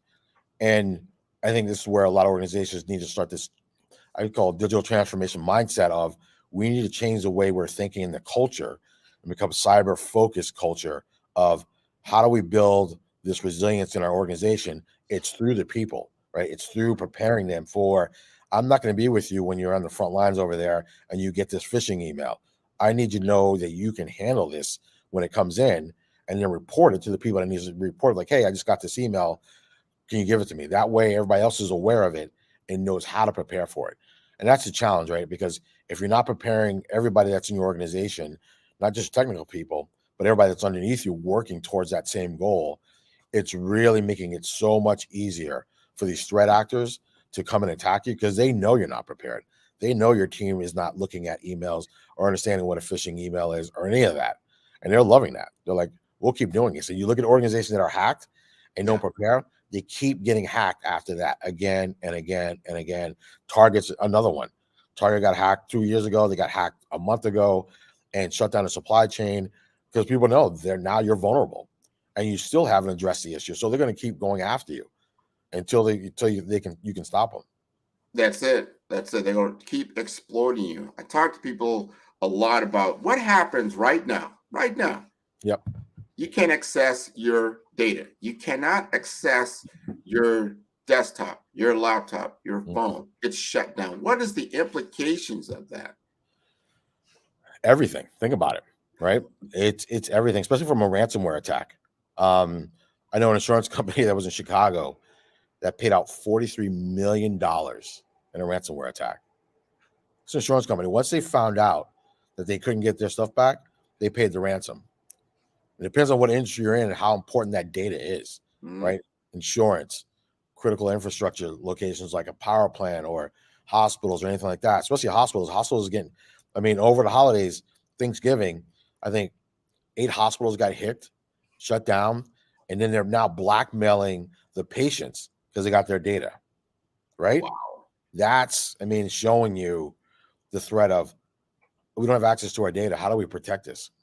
Now, I mean, this is patient. I mean, you think of HIPAA and everything, compliance. I mean, everything goes out the window at that point. You're like, all my information's out there. Now they can sell it. I mean, this is what these threat actors are doing.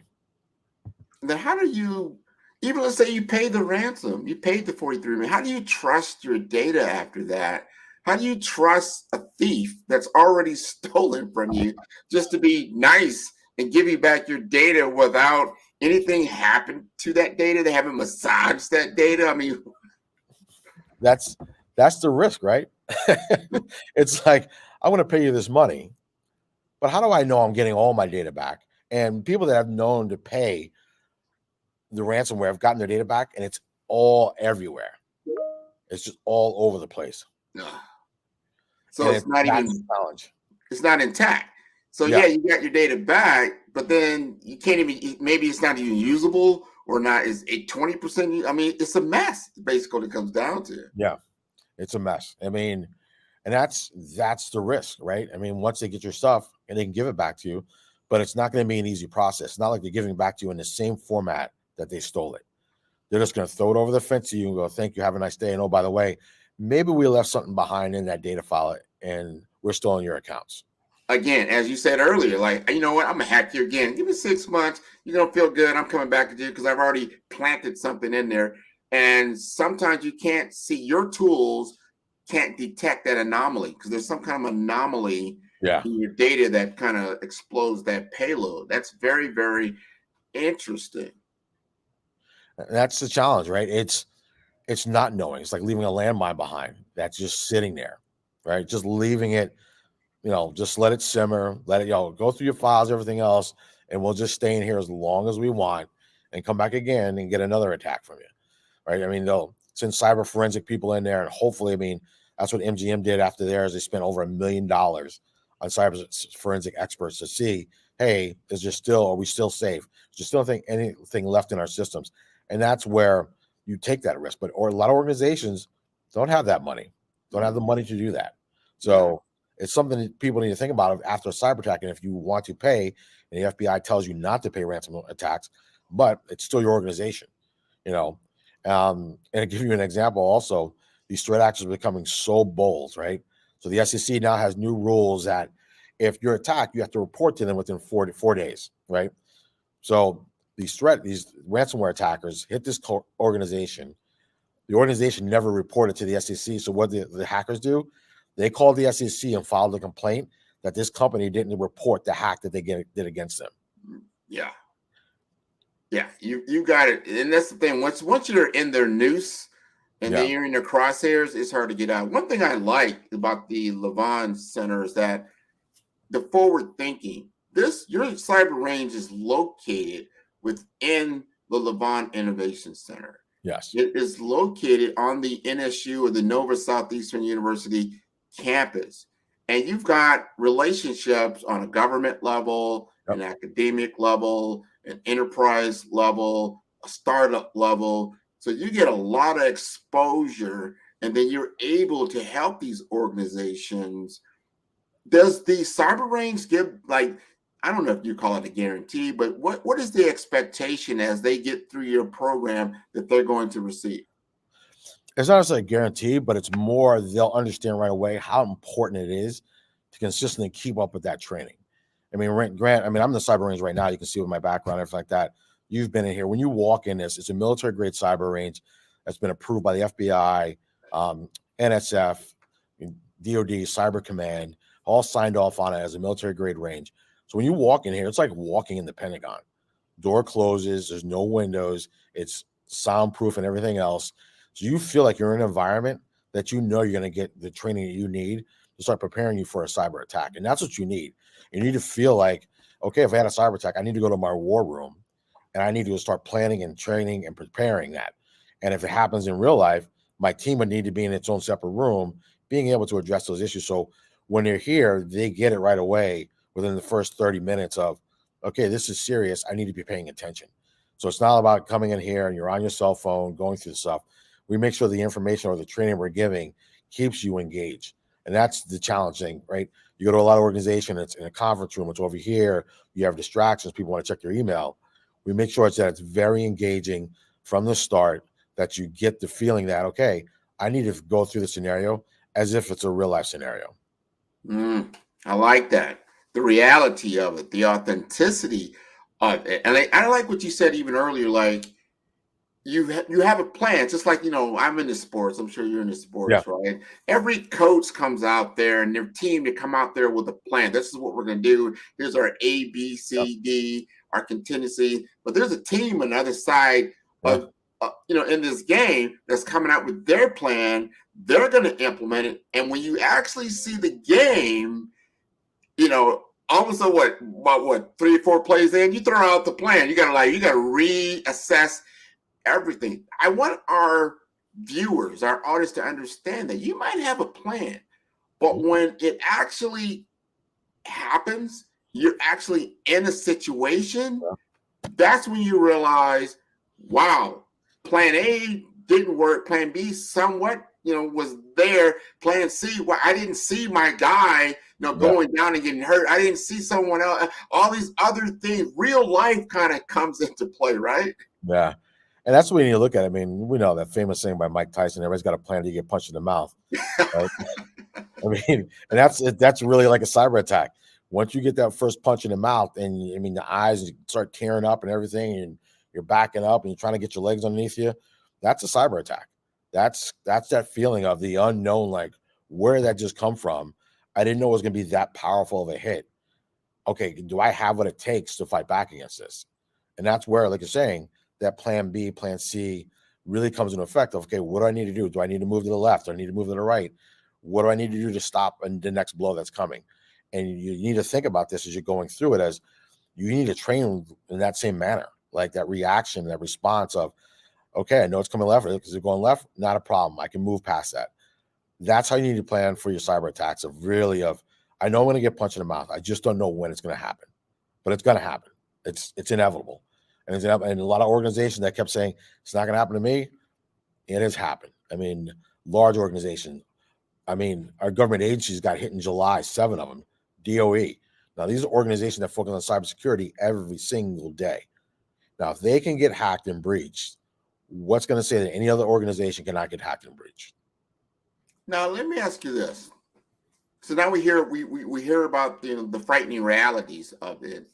And let's just say, all right, I'm taking, John, you've convinced me. Yeah, I got our team. We are going to go ahead and take you up on cyber awareness training. And give us just like 4 or 5 different tips that an organization, like, some digital hygiene, we'll call it like that, they can do like right now. We got our audience. They're sitting there like, you know what, this is important. Give me some tips right now that I can begin to utilize before I take the training so I can get better prepared. I think it's really understanding what you have in place now. Like, you ask yourself, hey, if I walked in my office today, if we got hit with a cyber attack, what would our response be? So it's really just going through the basics of how would I do it now? Do I think we can handle it? Who would I need to talk to and understanding that? If I ask people around me, understanding, saying, hey, anybody in the hallway, do you think if you could identify a phishing email? Do you think you be able to understand something? And who do you send that information to if you think it's a phishing email, right? Understanding that whole protocol internally, preparing yourself so as you come in, you can understand where you're weak and where you're strong. And going, okay, I think we're strong here based on these things here, but I think we're definitely weak here. And this is where we need a lot more help. And even on the areas that we're strong, how can we get stronger in those areas that I think we are? And do we have the right personnel in place, right? And a lot of organizations, they have people that wear many hats, especially on the IT side, where you don't have the budget to hire a highly technical person or the right person, someone that's been on the job doing what we call OJT training, right? On the job training, trying to learn as they go along, and they have all this pressure on them. I mean, the technical people have a lot of pressure on them because they're that front line of defense. But if they don't have the backing of the organization, of the leaders, of the people that are working on the computers, their job is twice as hard because they're always running around putting out fires. So understanding that before you come in helps you prepare to understand these are the things I need to learn. And then what do I need to learn after this, right? How do we continually keep doing this and growing and making sure that every time we do the training, it gets stronger and better and our awareness gets stronger and better for my whole organization. I like that preparedness, that current state, really understanding your current state. Because then when you come into the cyber range, you kind of know, you've done your own internal assessment as best that you can. Yeah. So then you're going to get the most out of the actual training that's taking place at the range. And then I like what you said earlier about certifications. A lot of these CISOs, and some people are like, what is Grant talking about a CISO? What is it? That's the Chief Information Security Officer. People don't realize the pressure that these CISOs have on them, and that there's incredible turnover in that particular department of just security. So talk to us a little bit about that. And that's what's been going on a lot now. Is these, what they call these CISOs, like Grant was saying, is the pressure on them is twofold. And a lot of them, and a survey has been done, I think it was by Gartner, they're saying 65% of them don't think they can even handle a serious cyber attack because they haven't had significant training after they've come on board to prepare them of what the new threats are. And that's where a lot of people always ask, oh, well, how much should we budget for cybersecurity? And average cyber attack or a data breach is $4.5 million, right? $4.5 million, or would you rather budget $250,000 a year for continuous cybersecurity training and awareness training? And that's where it is. And this is where the CISOs have this pressure of trying to make sure their people are prepared and trained up aboard. But also, some of them might be in positions where they're not getting paid a lot. So because they're in such high demand, they can be snatched up for a very significant salary to go elsewhere. Now, if that happens, ask in your organization, ask yourself who can backfill that fast. Because right now, the demand is out there for cybersecurity experts that you're not going to fill that role in a month, 2 months, 3 months, maybe not even 4 months. So during that whole period, if this person leaves, how are you addressing it now? Who's got the training to step in to do that? And this is where the importance of taking care of your CISOs and those technical teams when it comes to cybersecurity, giving them the training they need, let them get their certifications. That way, they're not going to want to leave because they know they're being taken care of and they feel comfortable that they know what they need to do. But two, now they're more secure and thinking they can stop an attack. Yeah, and we talked about this, but we really got to hone in on the fact that the digital landscape is changing. And because we dwell in a world in which the economic platform is largely digital, so that means your digital platform is generating you money. And this is what's attracting the nefarious actors. So they're looking at that like, wow, like right now, you look at the NASDAQ, you look at the stock exchange, and you see, wow, what are the top 10 companies in the world? And they're digital platform companies. You know, your Amazons, your Googles, your Airbnbs, your Ubers, and all that. Like, this is transacting all the time. A lot of companies are now digital entities. Yeah. So you've got to understand, how do you get the awareness and training? Just like when you bring in new people on board, the first thing you do, you're going to start training them on your systems. You start training them on your processes. You start training them how to do the work. How much are you investing in your cybersecurity training as a part of that, not just as an afterthought? And it needs to start in the beginning, especially for startups. But organization, any new technology that's adopted, right, digital transformation, will have a cybersecurity component to it. And it needs to have cybersecurity in that roadmap of how you're preparing to implement this new technology. How are you securing this new technology? How are you preparing your teams to manage securing this new technology? And it's not something back in the days like, hey, I'm just going to bring in a new server, just implement it, and that's it. It's like, no, this technology is so innovative that's changing the way people are doing business, but also has to change your process of how you implement this. And cybersecurity should always be tied hip and hip to any new technology that's being implemented in an organization. And if you're not, these are the ones that are failing and getting hacked, thinking, oh, I'll just add AI in here. I'll just add blockchain in here, right? That's not the case. You need to think about, what's my strategy when I implement this, and how are we securing it, protecting the data that's coming into it? Yeah. Ahead of time, right? Ahead of time. Ahead of time. It's like when you build a building, any architect knows you've got to think about the critical factors of the environment to withstand. So you're going to be thinking about, like, here we are in South Florida, any building that's built, hey, it's got to be able to withstand a Category 5 hurricane. This is a big thing. Not to say Yeah. it's going to happen every day, but we do understand that we have to build for those kinds of scenarios. We got to think through that. And what you brought up is so important. And our C-suite people, the owners, might be that technically savvy, but they got to know how to ask the right questions Yes. of their IT team, not even just their IT teams, their third-party IT vendors. Because we were talking about, like, I think it was Target 2 years back. They got hacked. How did they get hacked? They had a vendor of a vendor wasn't didn't have their digital hygiene together, and that caused them to lose all that credit card information. And that's it, right? It's understanding when we do our cyber or executive briefing, the biggest thing, it's not technical, right?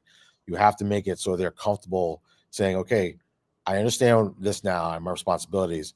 What are the questions I need to ask, or who should I be asking these questions of? And that's what's missing, right? A lot of them just want to push it off, but it can no longer be pushed off for an executive and their teams of saying, okay, I know exactly who to call. Or if HR goes down, who are they calling, right? We can't send payroll out, right? You're a publicly traded company. How's this affecting us, right? Who do I call? Who do I reach out to? You know, how do I mitigate some of this stuff fast and quickly? Do we have the right procedures in place or the right technology to stop it, or to mitigate it and stop it in a way that's not taking over the entire company, right? These are the questions that an executive and a CEO suite need to understand more than ever as these threat actors figure out such fast ways. ChatGPT and everything else is turning hackers on steroids. Is making it so easy for them to learn new tricks of the trade that used to take years.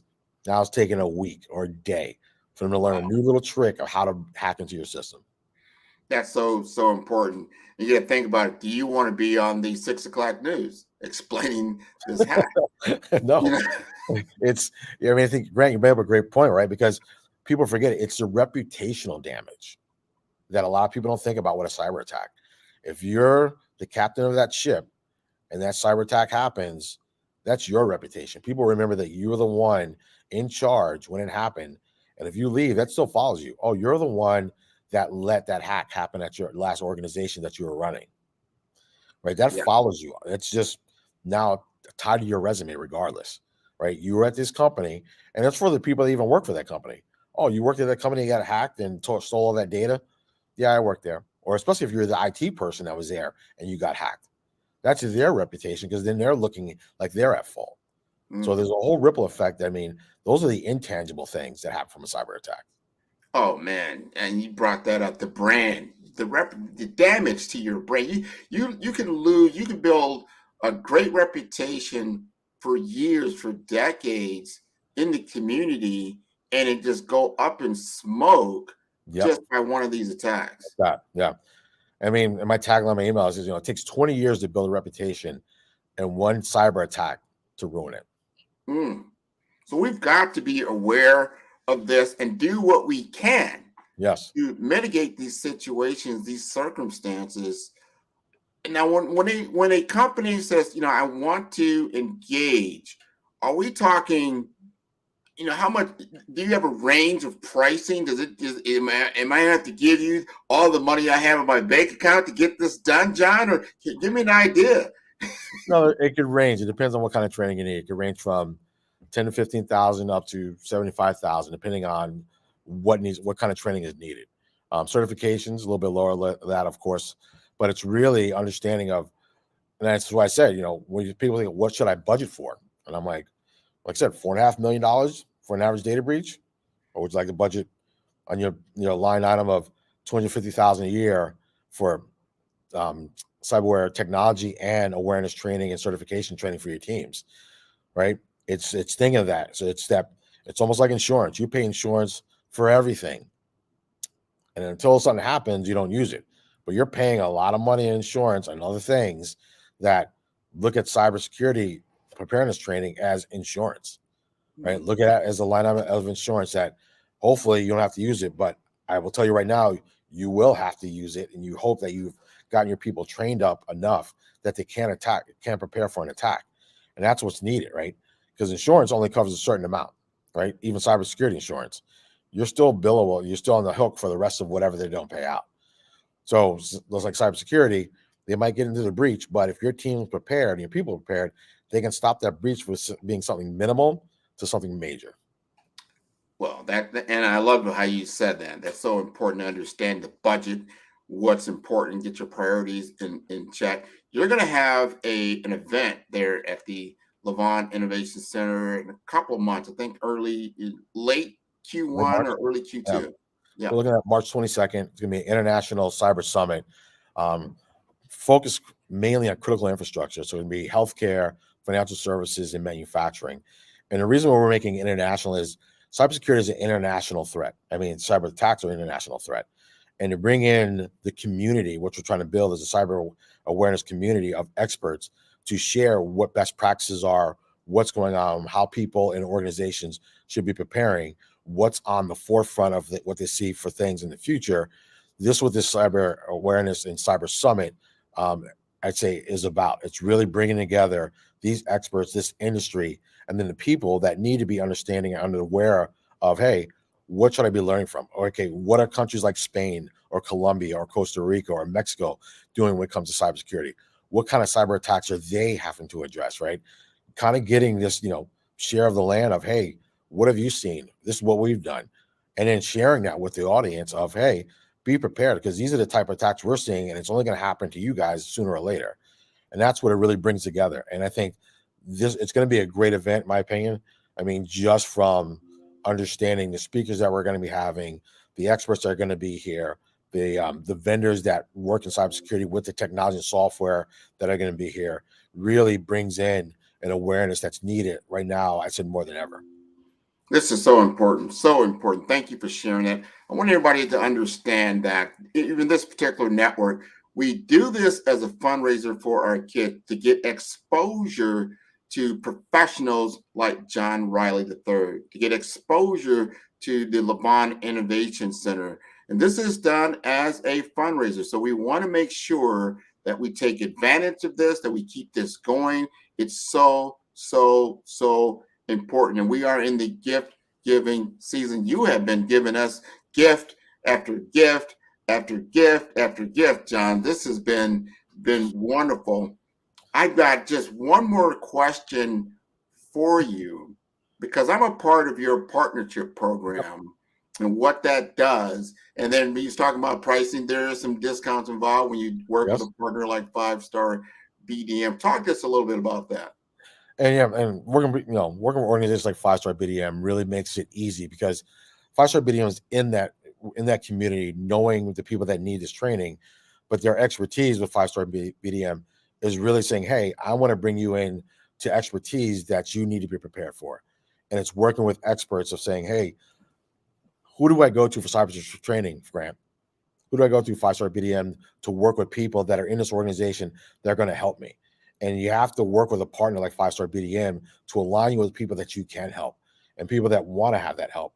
So, I mean, I love the partnership that we have with 5-Star BDM, and really, I think it's just going to help others that are in the organization and companies and even community saying, hey, I know to go to who has their finger on the pulse of cybersecurity. It's 5-Star BDM. They know where to get me in touch with people, what kind of training I'm going to need, and where to take me in my organization. So I feel comfortable that I'm paying for the right things. Exactly. I've been around the block a few years, maybe 20 plus years in the space, and understanding like software doesn't solve everything. No. You've got to really look at, and I like how you said earlier, your current state. What does your current state look like? Do you truly understand what that looks like? And as you look to adopt new technologies, which you will have to do, as we know that this digital landscape is changing astronomically on steroids from an AI perspective, a deep learning perspective. You can't stop doing these things. We just need to understand, just like when you get in your vehicle and you're going down the highway, there's always a potential for an accident. We know this. That doesn't stop you from jumping in your vehicle. It doesn't stop you from getting in your jet. It doesn't stop you from moving forward in innovation. You just need to be aware and make sure your doors are locked, right? If you've got your two-factor, in place, they call that multi-factor authentication. that type of thing, that you've got all those things in place, that you have dotted your I's, you have crossed your T's. Let's look at it as a framework. Let me look at it from the lens of how a cyber insurance company is going to look at you and understand kind of where you're at. And then I'm going to contact John, like, look, let's put this baby on the road. Let's go ahead and see if this walks like a duck and quacks like a duck, and make sure it's not a dog. Because when we go in there and these guys are in there like, this is like going into the NSA, they were like, man, you tried. You tried, yeah. That's it. And you want that feeling. I think you're hitting. I mean, you want the feeling of, wow, like, okay, this is really serious now.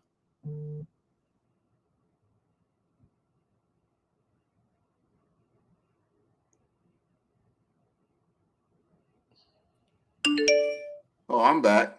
Okay. Yeah. Now I know we're getting toward the end of our hour, but before that happens, I talk to you all about your team. What does your team consist of there at the Innovation Center? As far as the cyber team, we're aligned with some of the top people in the industry that have had years of experience, I'd say, on the ground, working in war-type theaters, working for the NSA, working for other three-letter agencies, and really bringing that expertise in here, because that's what's needed. It's not about having people here that saying, hey, I'm going to teach you out of a book. We're going to give you real-world examples, real practications of what we've seen out there, what we have dealt with from a cybersecurity attack, and how you can prepare for it. And that's the important thing, because that brings credibility, right? It'd be different if somebody just said, hey, I just took an instructor class on this. I'm going to come teach you about this. That never resonates, right? It's someone saying, hey, let me give you an example of what I've dealt with. And now this is how you could deal with it in your organization. Here's how you can prepare for it based on my experience of where I failed at stopping it, or how I prepared enough that we stopped it early enough on. And that's what's needed when you're having people in cybersecurity of, let me hear from an expert, not just somebody that's going to tell me something out of a book. And that's what we want to align ourselves. When we pick our affiliate partners like 5-Star BDM and others, it's really on the lines of, let's pick the right expertise people that bring in here, that bring credibility. So when people are here for their training, you understand they're getting an experience that is going to resonate when they leave. They'll be able to apply it as soon as they get back to the office, and then ask other questions of, okay, how do we go back? Because I want to go through this exercise again. I want to see if we did it better. Interesting. And I've been there. You've got a crack team there, not just in the cyber, because the Levant Innovation Center has different, you would call centers of excellence. Yes. On the campus, right? Yep. And cyber, every time I go, there's always somebody coming in and out of the cyber range. I'm like, hey, I was just up there, learning something or doing an exercise. And there's other centers of excellence that they have actually robots right there that are moving around. It looks something out of the future. Just describe for the team, because a lot of people, they haven't been there. Maybe they've seen some video. Yeah. Walk us through what's happening there at the Innovation Center. So the Innovation Center, it's 54,000 square foot room, floor of innovation. We have an AI lab that has a digital twin city in there, robots, everything, 3D printers. It allows entrepreneurs to come in here to test their ideas as well, which is a great thing. We just added what they call a volumetric room that takes a 3D scan of your entire body. It's the only public one in the United States. The only ones that are out there are in Disney or on the Sony set in Hollywood. So we're making it a way and bringing this technology and bringing it to the masses of saying, hey, look at this technology. How can you leverage it for your company? How can you leverage it for your startup, right? The teams that are here, the people that run it, Terry Randall, John Weserman, who runs his chief innovation officer that's here, really have made this a way, I'd say, of people that are new to technology to come here and learn more about it. And I think that's the important thing, because a lot of people are afraid of technology. But once you've learned anything new in life, once you learn about it, it's no longer scary, right? And that's what we're making it easy, giving easy access to people that want to be part of innovative technology, an easy way to do that and get them to learn about it so they are comfortable. So then that idea pops in their head of, hey, you know what? I have a business, but I'd love to implement that part of technology that I wasn't aware of. And hey, how do I use that to help my business scale and grow and make it more innovative and give a better value or experience to my customers now that I have this technology implemented? That's what I look at the Innovation Center that brings to people and organizations, of giving them the access to innovative ideas and thoughts, and then allowing them to implement it in a way that they're comfortable. So true. Especially I go back to what I talked about earlier, when you understand that these digital platforms kind of rule the world. Yes. We have a chance. You have an idea. I talked to so many people that I have an idea. This is going to work. But we want this to happen. We need to reimagine our world, reimagine certain processes, reimagine how things get done. Yeah. But then you've got to have a way to test it. Does it really solve the problem? What we have found, and maybe, I don't know, 80% of the software applications that they come out with really didn't solve the problem. It was cool, it looked great, but it didn't solve the problem. So you got to have a way to actually test that out. Yes. The Levant Innovation Center gives you that ability, and then you've got the security to understand that, hey, well, you've built it, but it's not going to be self-destruct in front of your face. Exactly. I agree with you 100%, Grant. And thank you so much for your presentation. Mr. Riley, if you would please tell us, if we want to get in contact with you and to know more about what it is that you offer our young people, can you please tell us how to reach out to you? Sure. So I have Ava Technology, which is jriley@avaintel.com, but I'm at the Levant Center, like Grant was saying. So it's jriley@nova.edu. Great. Thank you again for your genius. The genius is coming. Thank you, Grant, for your excellent moderation. And I'll see you guys on the other side. Thank you, Kimberly. Happy holiday.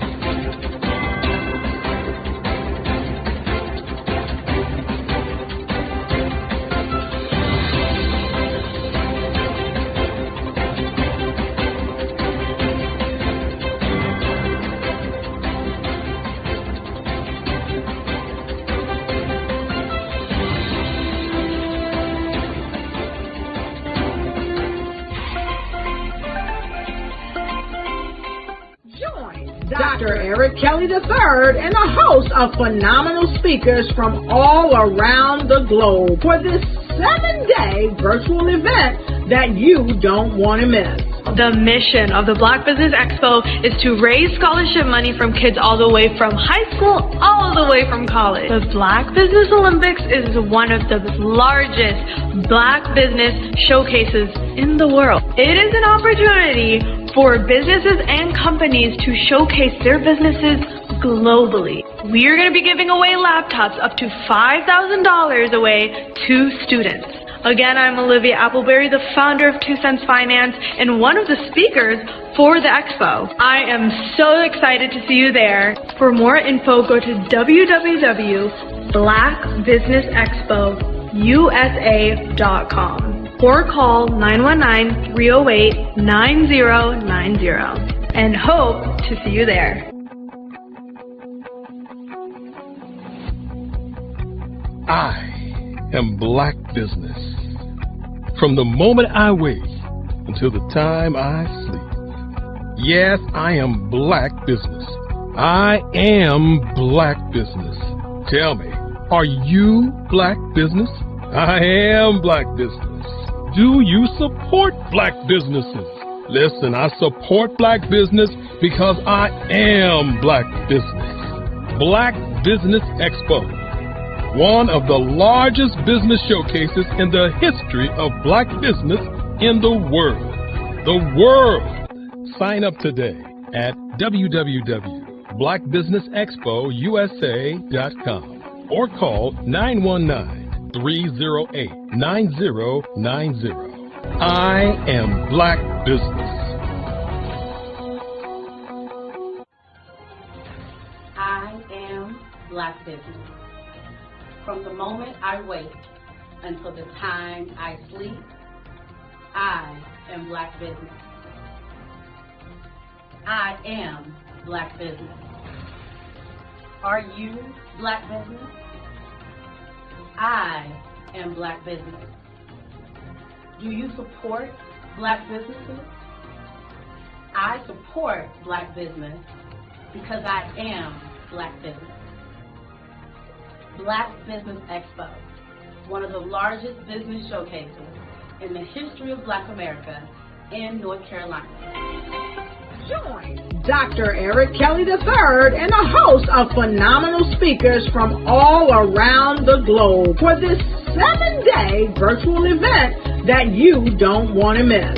The mission of the Black Business Expo is to raise scholarship money from kids all the way from high school, all the way from college. The Black Business Olympics is one of the largest Black business showcases in the world. It is an opportunity for businesses and companies to showcase their businesses globally. We are going to be giving away laptops up to $5,000 away to students. Again, I'm Olivia Appleberry, the founder of 2 Cents Finance and one of the speakers for the expo. I am so excited to see you there. For more info, go to www.blackbusinessexpousa.com or call 919-308-9090 and hope to see you there. I am Black business. From the moment I wake until the time I sleep. Yes, I am Black business. I am Black business. Tell me, are you Black business? I am Black business. Do you support Black businesses? Listen, I support Black business because I am Black business. Black Business Expo, one of the largest business showcases in the history of Black business in the world.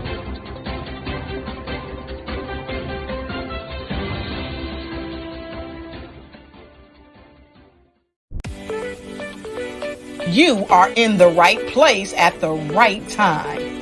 The Black Business Network opens again for its Black Business Olympics, a 24/7 broadcast on business, strategies, global branding, social media marketing, finance, advertisement, and much, much more. Featuring the top, most powerful entrepreneurs and speakers and thought leaders from all around the world as they gather together for this phenomenal event. Join the Black Business Network streaming live into the metaverse. STEM City, USA, Black Multiverse, Pod TV, Roku, Hulu, iHeartRadio, Apple TV, YouTube, TikTok, Instagram, Google Podcasts, Facebook, LinkedIn, IBM TV, Spotify, and Twitch. Tune in today and be a part of this amazing movement. The Black Business Olympics welcomes you.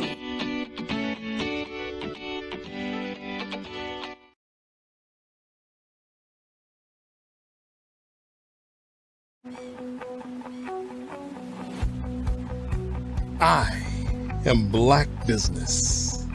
From the moment I wake until the time I sleep. Yes, I am Black business. I am Black business.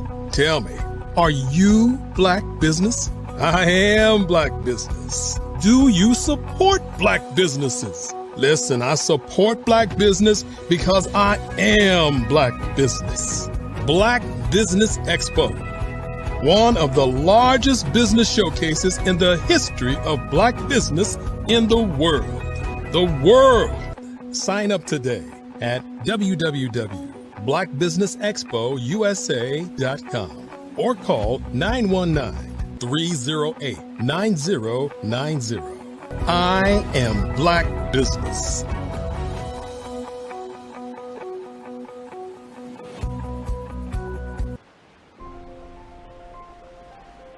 What if you could build your own city?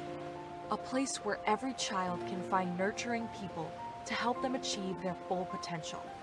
A place where every adult can access job training support, where health education is abundant. where social justice ruled the land, a place without limitations. Welcome. You have arrived at STEM City, USA. It is what every city should be, a safe and trusted community where you find people and resources to help you become everything you are and beyond. STEM City is unlike anything you have ever experienced. It is a digital twin of the world around you, only better. STEM City is about energy and soul renewal. It is more than a digital world. You can almost feel the power of live cultural events, music, and theater. STEM City promises a better future for children with caring mentors and hands-on activities with dedicated tutors to support our youth. STEM City is your passport to a healthy lifestyle with weekly events addressing our community's many issues. STEM City is your financial well-being with helpful information on wealth management, career advancement, job training, and so much more. STEM City is the community you deserve. It is the city where your dreams can come true. STEM City, USA, a place in the sky that is accessible to all who reach for the stars.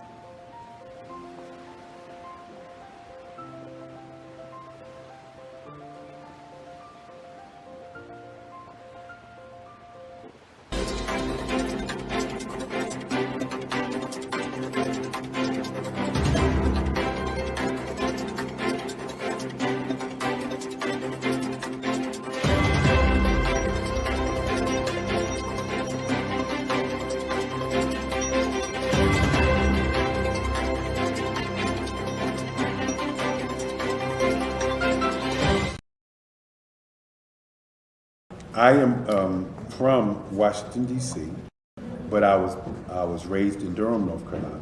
I came to Durham when I was about 5 or 6, and then I traveled back and forth to D.C. because it's where my people are from.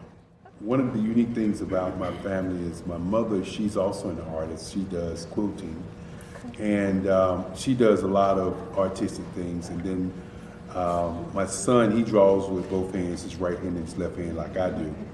So that's kind of a family trait. And then my other son, he's a videographer, and my daughter, she works, she's a regional vice president for Sunglasses.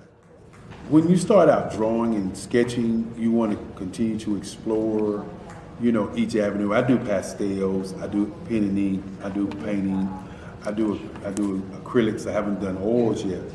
But I try to do all facets of art. What I say to a lot of times to people is, you know, you can't put yourself in a box when you're an artist. You have to explore. And over the course of my life, I've tried to explore different mediums. I also do sculpture as well. I choose my subjects by the intensity that they have in their faces, or the intensity that somebody is moving, because I do more than portrait drawings. I also do I do abstract, and then I do figurative drawing also. Well, what happened in this particular show is that I started out trying to come up with something that would be a little bit different than what everybody else is doing. So I was working on a Barack Obama show, and they wanted me to do some paintings of Barack. And so what I did was, because of the deadlines, I kind of did it kind of fast. And then I realized when I was doing it fast, I enjoyed it. And so then I started doing other pieces the same way, and I started to enjoy those pieces also. And so I came up with this particular style, and it's a style of lines and colors.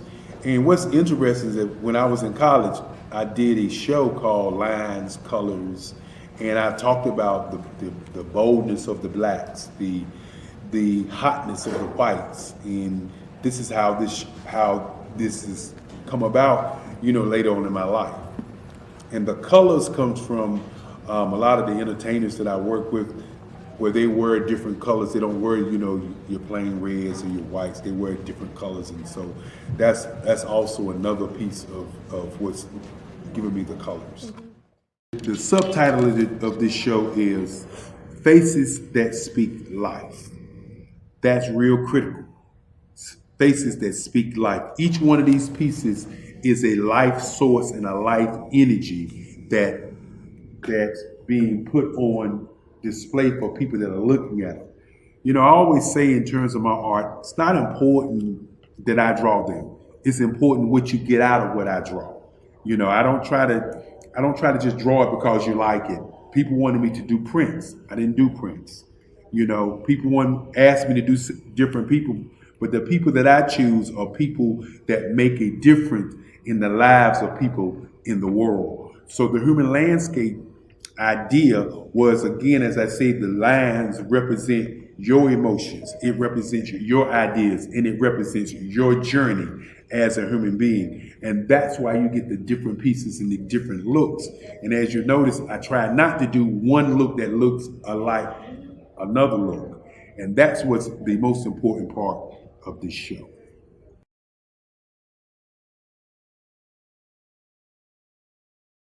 Ladies and gentlemen, and fellow professionals, please allow me to introduce myself. I am David Jones, the co-founder and CEO of the Hello LLC, where I am passionately dedicated to guiding individuals and businesses toward their own return on time investment. Time is my only competition. With over 20 years of experience as a corporate C-level executive, I bring a wealth of knowledge and expertise to the Hello LLC. My career journey has been marked by a relentless pursuit of excellence in marketing, strategy, and business management leadership.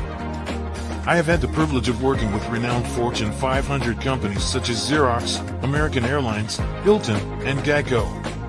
However, what truly drives me is the transformational work we do at the Hello LLC.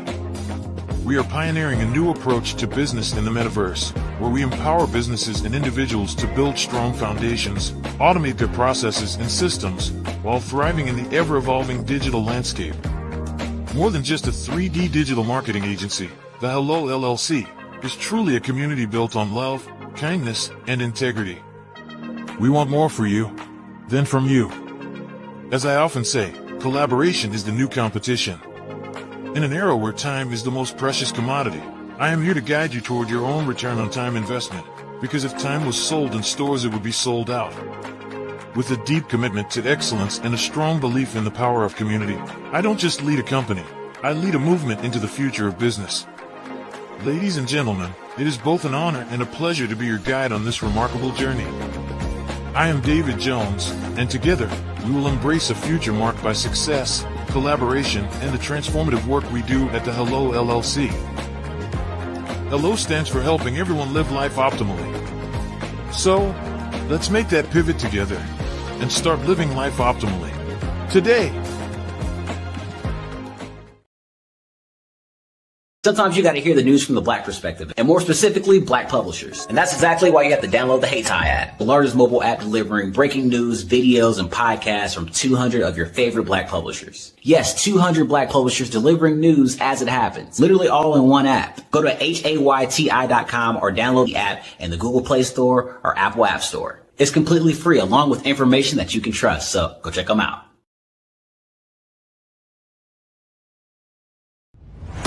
Social media is evolving. It's more vibrant, more colorful, more energetic, and so are you. It's not just photos anymore. It's video, it's audio, it's subscriptions. And now there's Fanbase, a new monetized social network. Fanbase delivers the complete native app experience with full content monetization for every user. No algorithms that shadow ban your engagement or growth, and no ads. Follow anyone for free and subscribe directly to your favorite creators for $4.99 a month. Plus, show some love by tipping on any post. Also, make a Fanbase page and monetize your content the same way. Finally, connect with your followers by posting the amazing content you already create. And now, get paid for it. It's time to energize and monetize, because everyone's a fan of something and everyone has a fan base.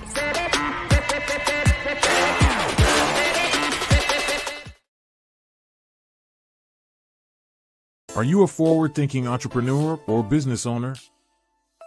The world is changing faster than ever, and it's time to pivot and adapt to the future. Hello LLC is here to help you do just that. Hello stands for helping enterprises leverage leading-edge optimizations. Our innovative solutions can streamline operations, reduce overhead costs, and give you a competitive edge in a market projected to reach $5 trillion by 2030. By pivoting to the metaverse, businesses can tap into a rapidly growing market that is projected to be a significant part of daily life for 25% of Americans by 2026. As a full digital metaverse agency, the Hello LLC can help you create custom solutions to streamline operations, increase productivity, reduce costs, and drive brand recognition. Why should you pivot to the metaverse with the Hello LLC? By leveraging cutting-edge technology, you can provide immersive experiences for your customers, expand your global reach, and unlock new revenue streams. Contact us today to make the pivot.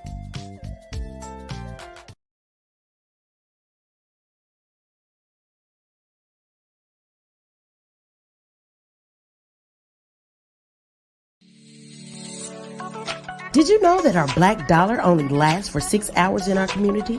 Yet other communities, their dollars last for 19 to 30 days.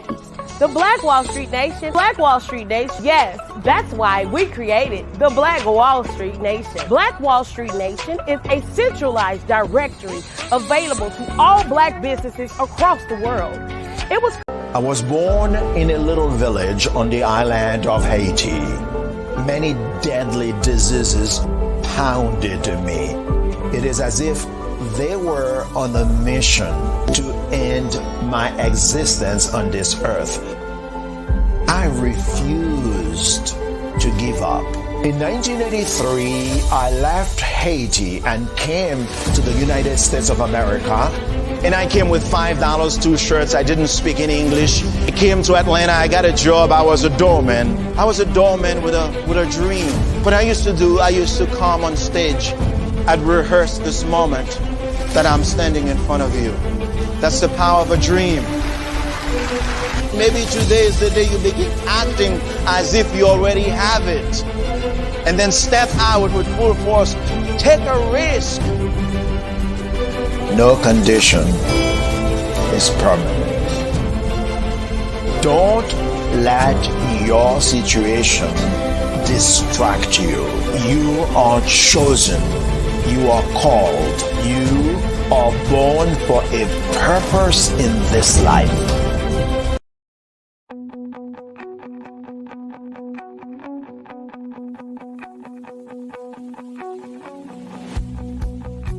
I am Black Business. From the moment I wake until the time I sleep. Yes, I am Black Business. I am Black Business.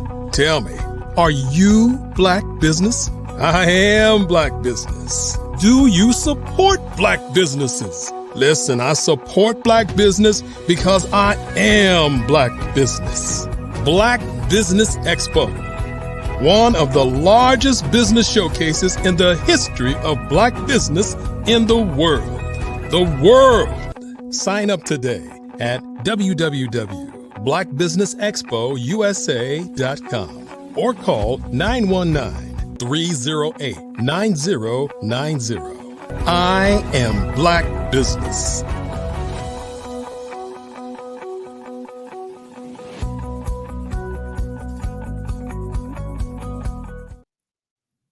And good morning, business owners, entrepreneurs, thought leaders, and corporations, and welcome to the Black Business Network.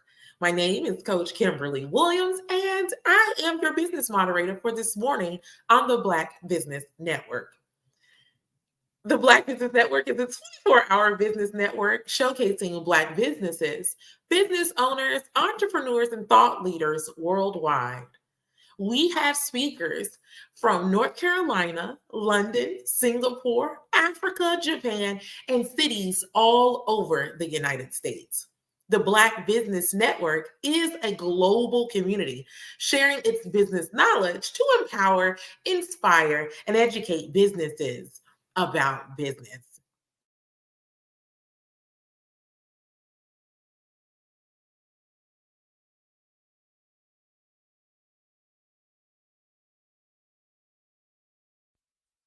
How many times have you been asked to help someone you didn't even know? A student, a business entrepreneur? Or did you ever even ask, where did they end up? That business, that friend, that entrepreneur. Well, just maybe they ended up in a gang, bankrupt, homeless, or worse, dead. Maybe they turned to crime, drugs, and alcohol. Did you ever wonder? Did you destroy their dream, or was your life always so easy? At the Black Business Olympics, we started a movement to help students complete. Give them hope and foster success. Help them to leave their dreams of providing laptops, computers, and up to $5,000 in scholarship funds. Today, we ask you to help a student, a business owner, or an entrepreneur to realize their dream by sponsoring them, supporting them, and buying from them. And welcome back. So we have speakers from North Carolina, London, Singapore, Africa, Japan, and cities all over the United States. The Black Business Network is a global community sharing its business knowledge to empower, inspire, and educate businesses about business. I have with me today a keynote speaker who's going to talk to us about leaving your side hustle and becoming a business owner. Her name is Renata Brown, and I want to just tell you a little bit about her accomplishments. She is the CEO of Dreamspire TV and the founder of Black Hour Street.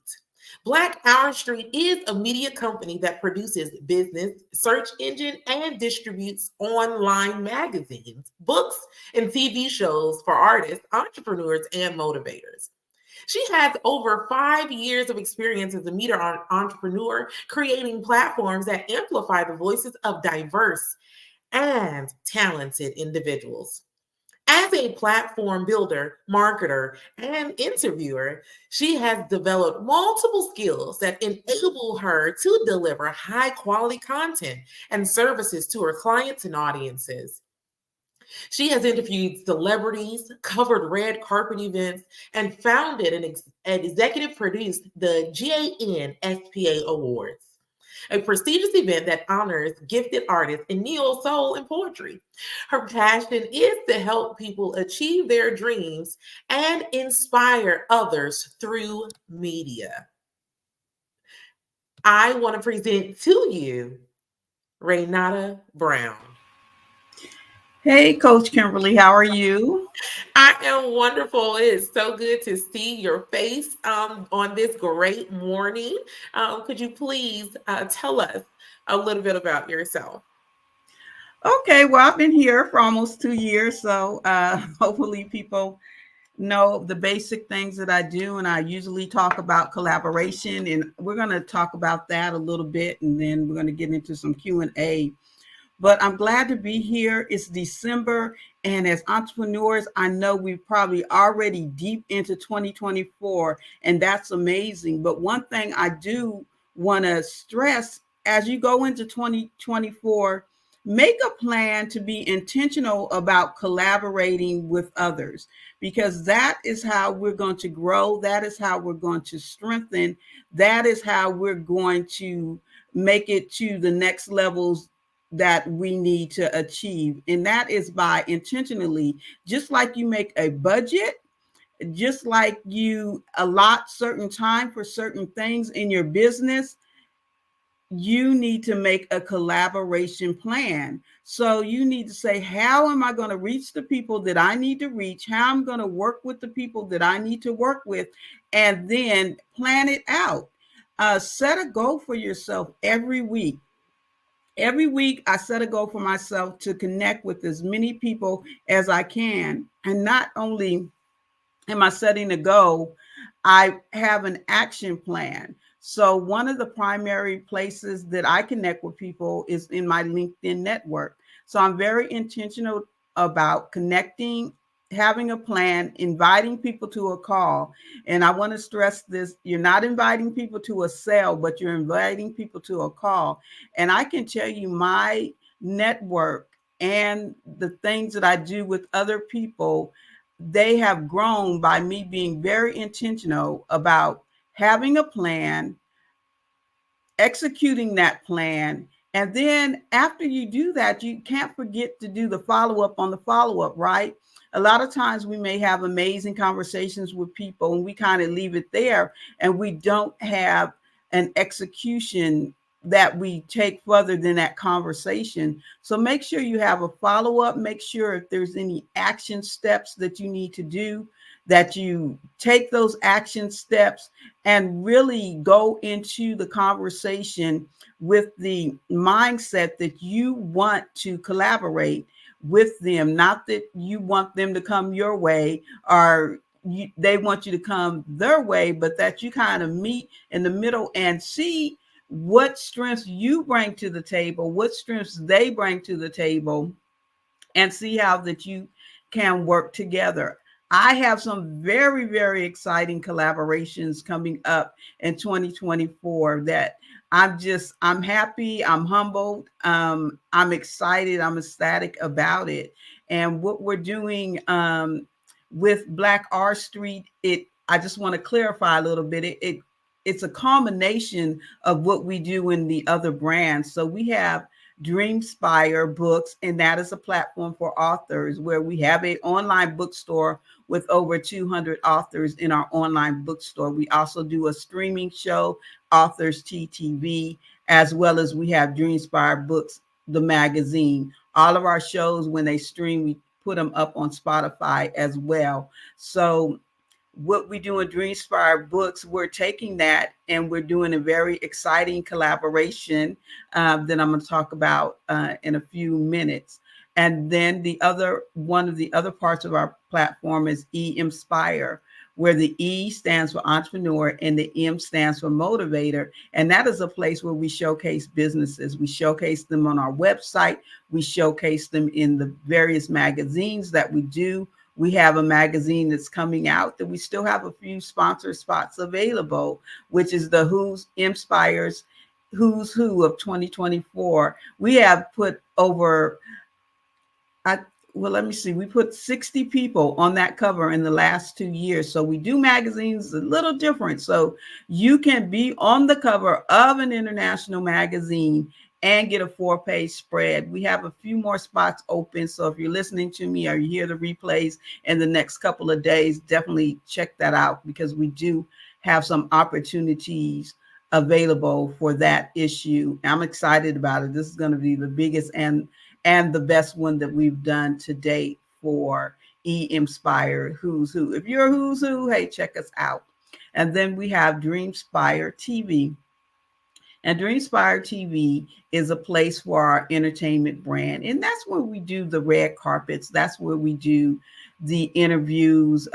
We are credentialed for such awards as the Stellars, the Black Music Honor, and a lot of others. I had the amazing opportunity this weekend actually to cover the UNICEF ball, the United Negro College Fund, for the Mayor of Atlanta. It was the 40th anniversary. We had a chance to actually interview the mayor. So look, those interviews will be coming out soon. But one thing that really humbled me, and I was so amazed to be able to also interview the Honorable Ambassador Andrew Young, because he's just history walking and so blessed that we have him with us. So we are able to do that things through our entertainment brand, which is Dreamspire TV. We also had a chance to cover a movie that's coming out on Christmas. What Lies Under the Tree is an action adventure, and Cynthia Bailey from the Real Housewives of Atlanta co-produced it. And so we were actually able to interview her and some of the cast members on Sunday. So I love what I do on all aspects, the entertainment part. That's fun, that's exciting, but my passion is putting people on stages, giving people an opportunity to shine, and collaborating with other businesses. We have to get out of the mindset of competing, because I don't compete with anyone. No one is my competition, and we shouldn't look at each other as competition. Competition is based in games, and I'm not about gamesmanship. And I'm not playing any games when it comes to unity. I am not playing any games when it comes to collaboration. I am not playing any games in working with others. And that is what my 2024 is focused on. So make a plan. Write down, like how you do your chart, that your vision board. Have a vision board where you're envisioning working with major brands, where you're envisioning collaborating, when you're envisioning how are we going to make the whole landscape of Black business better by working together. And I created the new platform. We are a little over 8 weeks old, called Black R Street, and it's OUR. And I tell people, I was doing my notes one morning, and this came up, that we have other things that signify business out there, but Black R Street, I saw all the word R like I never saw it before. I saw the O for opportunity. I saw the R for resources, but guess what? The U is in the middle, and the U is you, and the U is for unity. So I saw opportunity, unity, and resources. When we bring those together in a non-competitive attitude and atmosphere, in a collaborative space, then we cannot be stopped. We have things that come up, and we might trip, we might stumble, but we can't be stopped if we come together. So honestly, that is what Black R Street is about. And we're not only about business to business, we are about business to network. And I'm humbled. I always say I'm humbled, because I have to give the creator all the thumbs up, the credit, because this was not a project I anticipated going into Black R Street. But I can tell you, we've been around 8 weeks, and we have over 54, you heard me, 54 businesses that have signed up, that are part of what we're doing. We're going to have a mixer really soon. You follow me, Renata Brown or Renata Ray or Dreamspire. You can follow one of our brands. I'm not hard to find. And we're going to have a mixer, and we want to invite people. So if you're not a part of what we do, come apart, because like I said, there is no competition. It is all about collaboration, for sure. And that is how we're going into this year. I believe someone's getting ready to come on in a minute, ask me questions. I don't want to feel like I'm just out here repeating things, but I just want to tell you, you can go to Black R Street to be a part of what we're doing.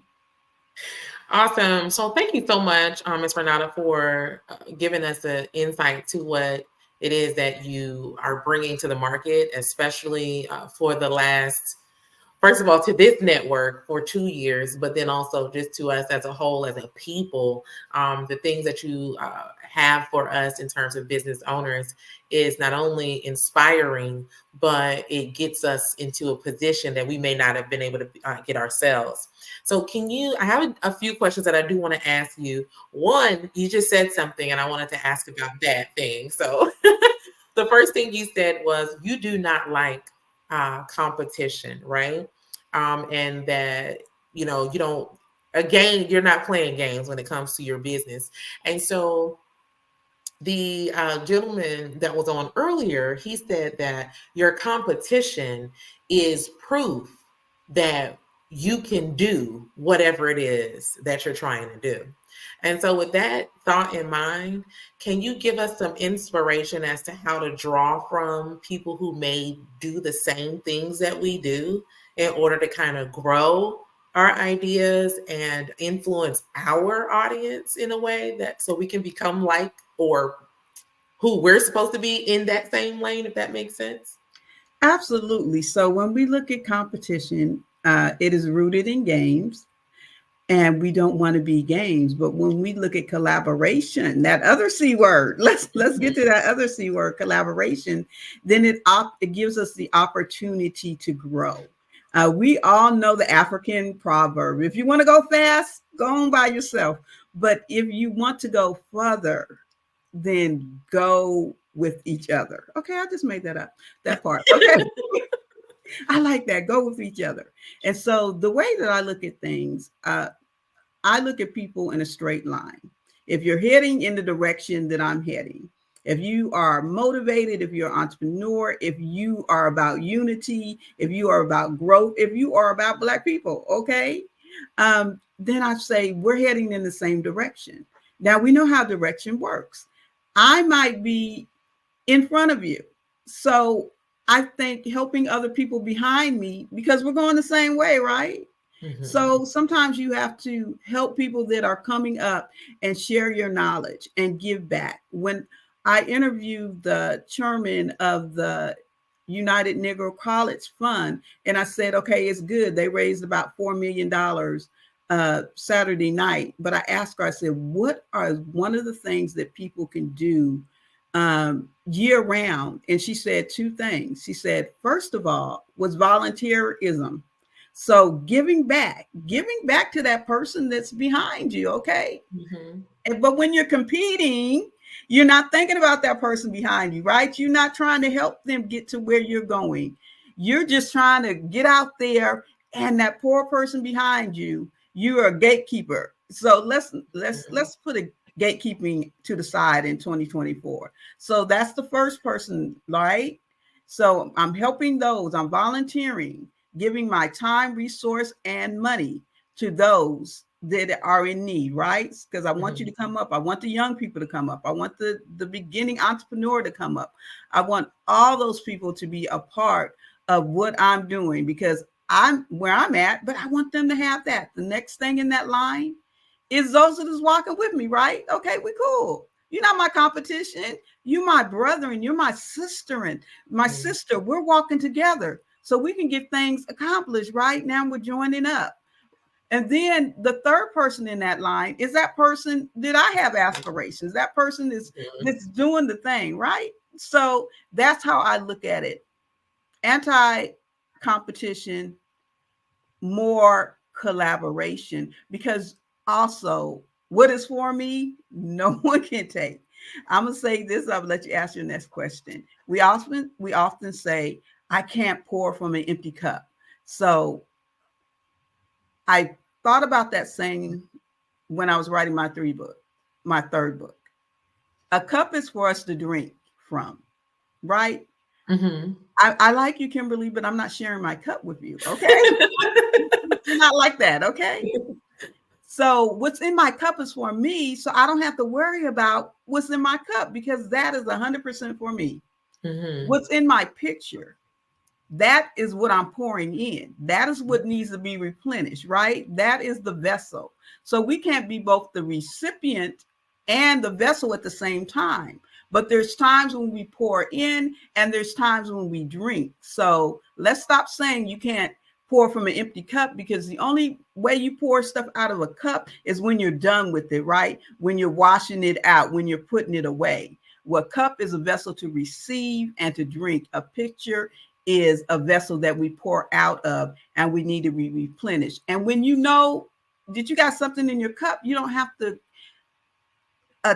think about the scarcity, because I think competition is a scarcity mindset. It means it's not enough for me.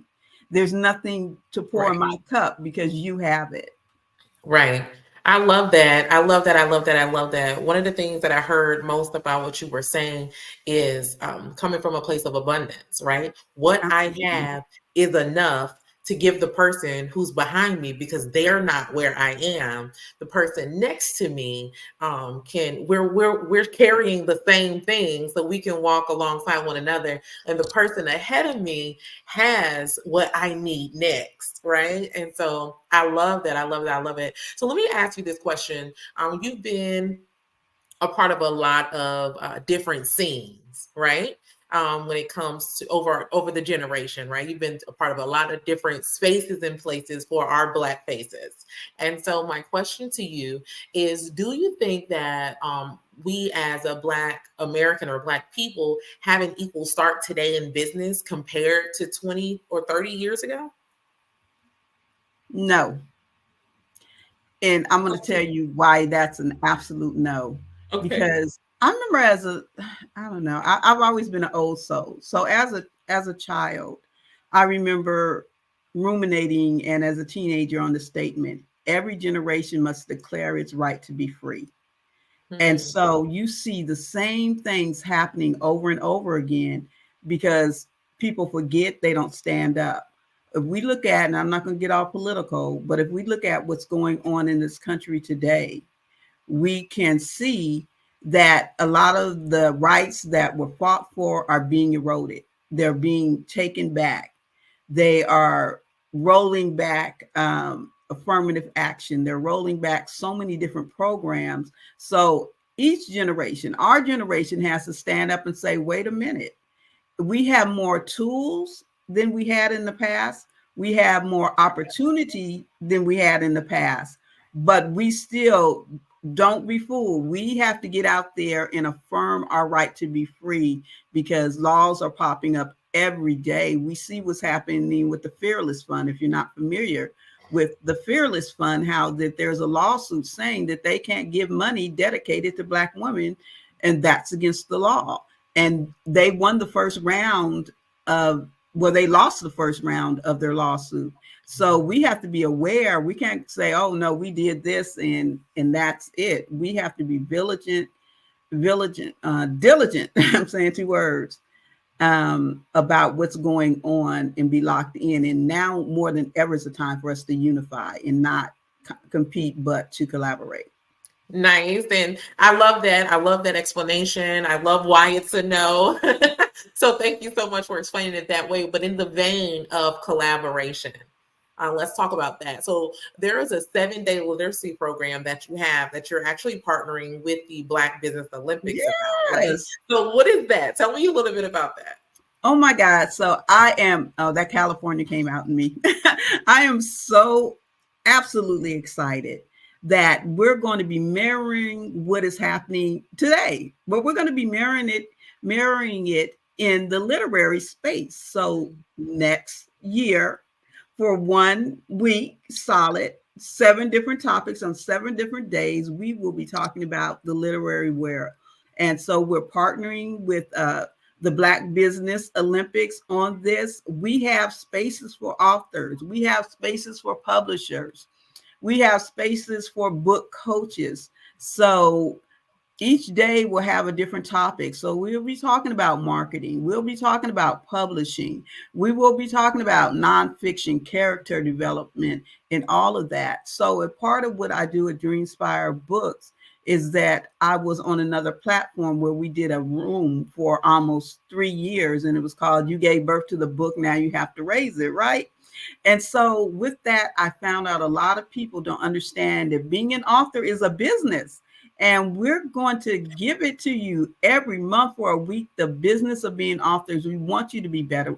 We want your voice to be out there, but we want it to be quality. We want you to understand what this business is about, and we want your voice to be heard. But guess what? We're not only partnering with the Black Business Olympics, we are partnering with the Harlem Book Fair, okay? Yes. The oldest book fair in the country, 50,000 authors strong. Wow. And so they're a part of it. We're going to be up on their website, I think either today or tomorrow.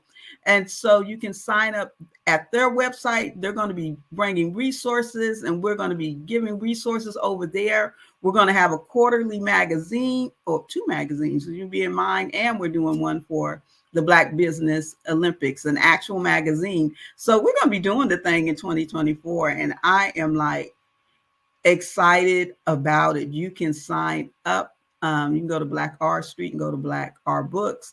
You can, I'll put something out on LinkedIn. We have some things too, but we want you to sign up. We want you to sign up authors, publishers.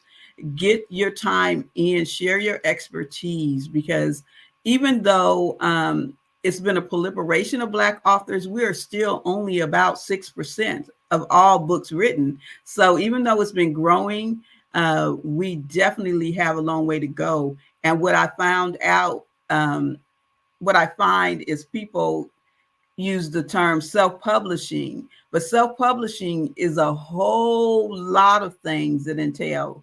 And if you don't know what you're doing, then you are going to do yourself a disservice and your readers a disservice. So understanding that business is important because we need our voices out here.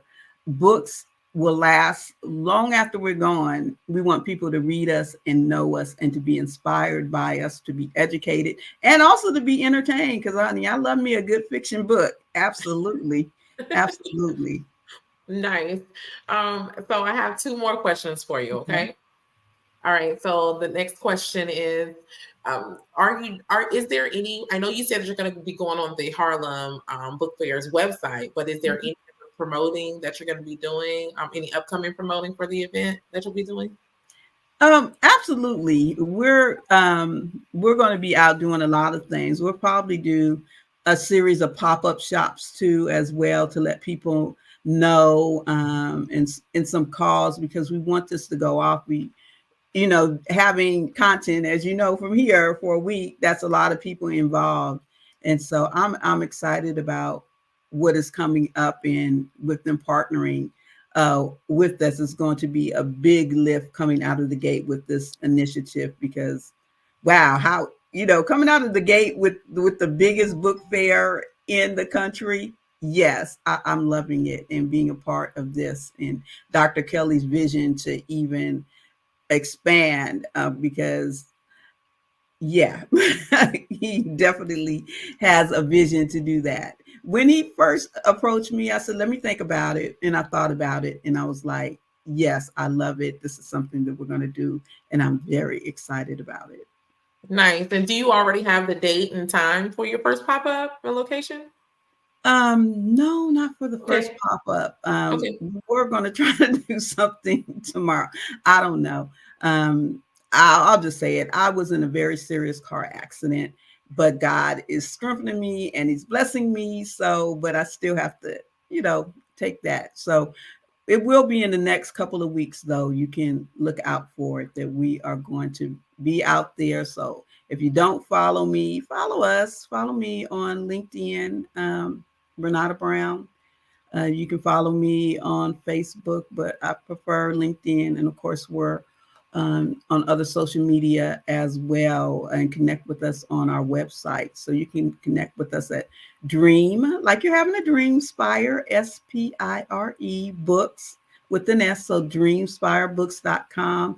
And there will be information there as well.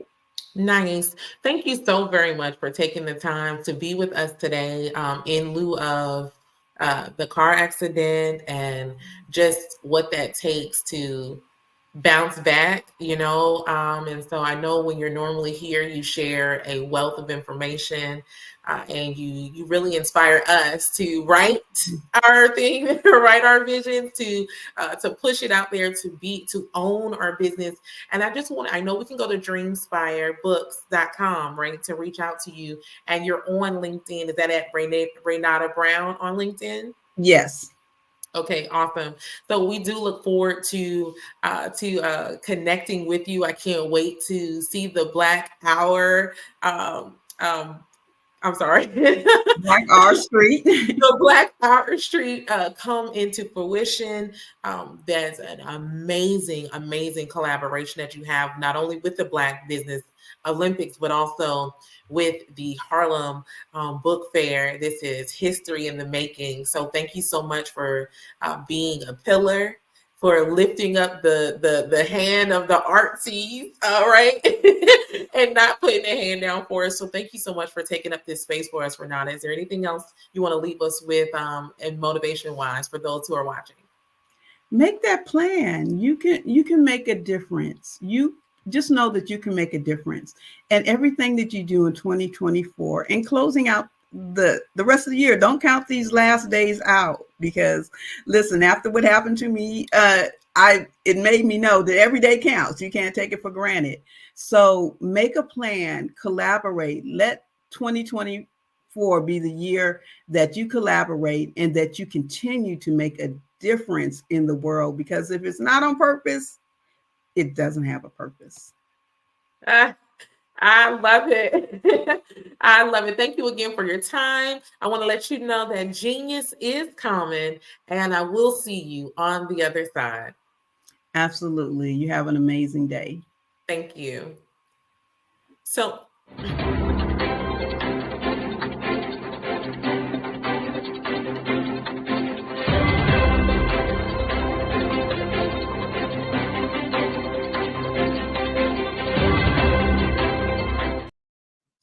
the Black Business Expo's mission is to raise funds for high school seniors going to college or K-12 entrepreneurs.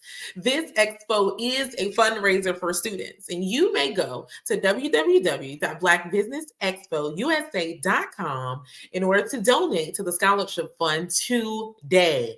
Or you can use our Cash App at $BBX. Excuse me, BBX. USA. And our goal is to give laptops and up to $5,000 to 10 students. And students can register at the blackbusinessexpousa.com. Now, every dollar counts. And I just wanted to make sure I remind you to donate to the scholarship fund today. We want to thank our Black Business Expo sponsors for December 2023. Those sponsors are North Carolina 100, Moody Capital Partners, Suede Soul, Lotus Richey Coaching and Training, Carolina, Virginia Minority Supplier Development Council, Step Management, BHS and Associates, 5-Star BBM Media, Margie McLean Foundation Incorporated, Hello LLC, Genius is Common, Earth Essentials, Milani Shani Global, Executive Women's Success Institute, The Quality Coaching Company, Superwoman Business Services, Creative Force Studios, Lee Entertainment, Artistic App Design, and the Black Business Expo USA. Genius is common, and I'll see you on the other side.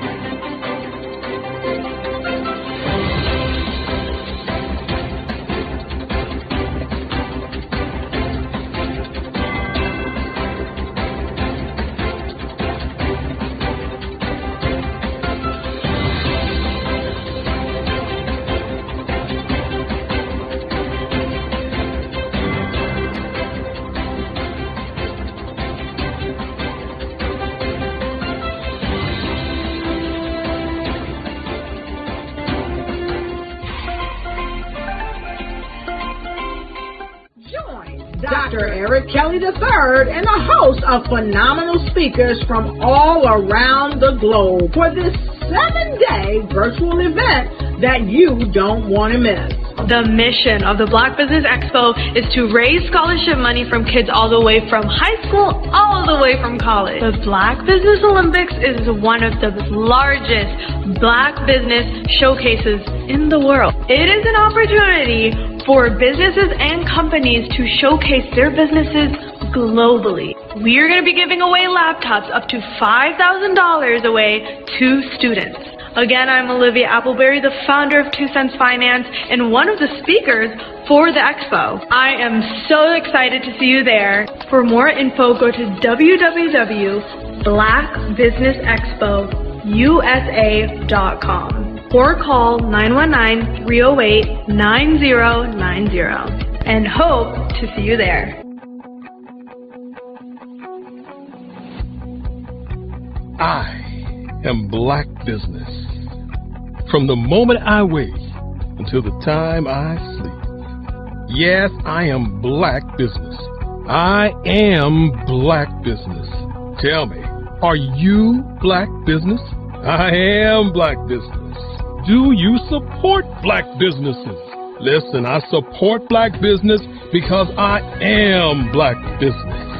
Black Business Expo, one of the largest business showcases in the history of Black business in the world. The world! Sign up today at www.blackbusinessexpousa.com or call 919-308-9090. I am Black business. I am Black business. From the moment I wake until the time I sleep, I am Black business. I am Black business. Are you Black business? I am Black business. Do you support Black businesses? I support Black business because I am Black business. Black Business Expo, one of the largest business showcases in the history of Black America in North Carolina. Join Dr. Eric Kelly III and a host of phenomenal speakers from all around the globe for this 7-day virtual event that you don't want to miss.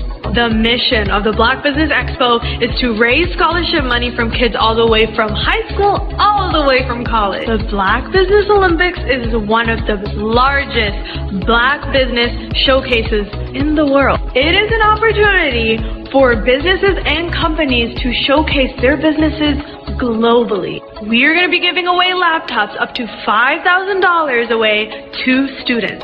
Again, I'm Olivia Appleberry, the founder of 2 Cents Finance and one of the speakers for the expo. I am so excited to see you there. For more info, go to www.blackbusinessexpousa.com or call 919-308-9090 and hope to see you there. I am Black business. From the moment I wake until the time I sleep. Yes, I am Black business. I am Black business. Tell me, are you Black business? I am Black business. Do you support Black businesses? Listen, I support Black business because I am Black business. Black Business Expo, one of the largest business showcases in the history of Black business in the world.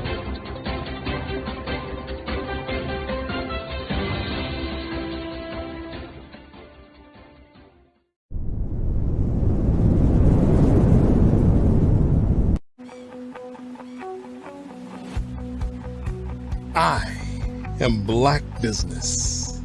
From the moment I wake until the time I sleep. Yes, I am Black business.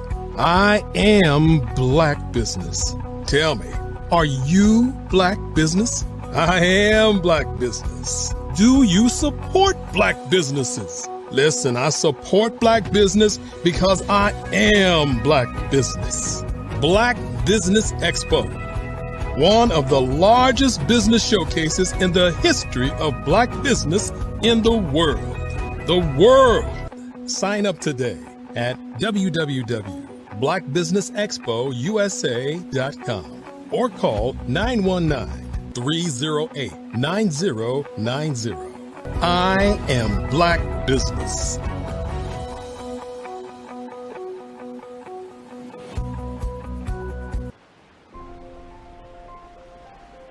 What if you could build your own city? A place where every child can find nurturing people to help them achieve their full potential.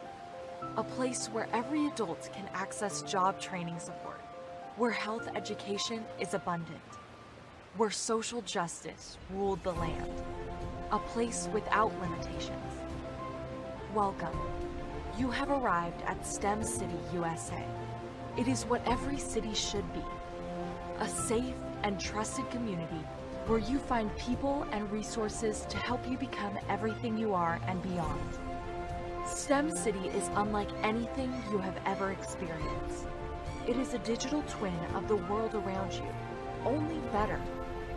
STEM City is about energy and soul renewal. It is more than a digital world.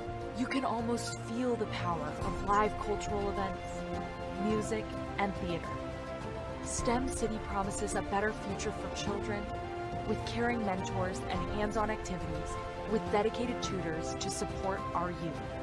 STEM City is your passport to a healthy lifestyle with weekly events addressing our community's many issues. STEM City is your financial well-being with helpful information on wealth management, career advancement, job training, and so much more. STEM City is the community you deserve. It is the city where your dreams can come true. STEM City USA, a place in the sky that is accessible to all who reach for the stars.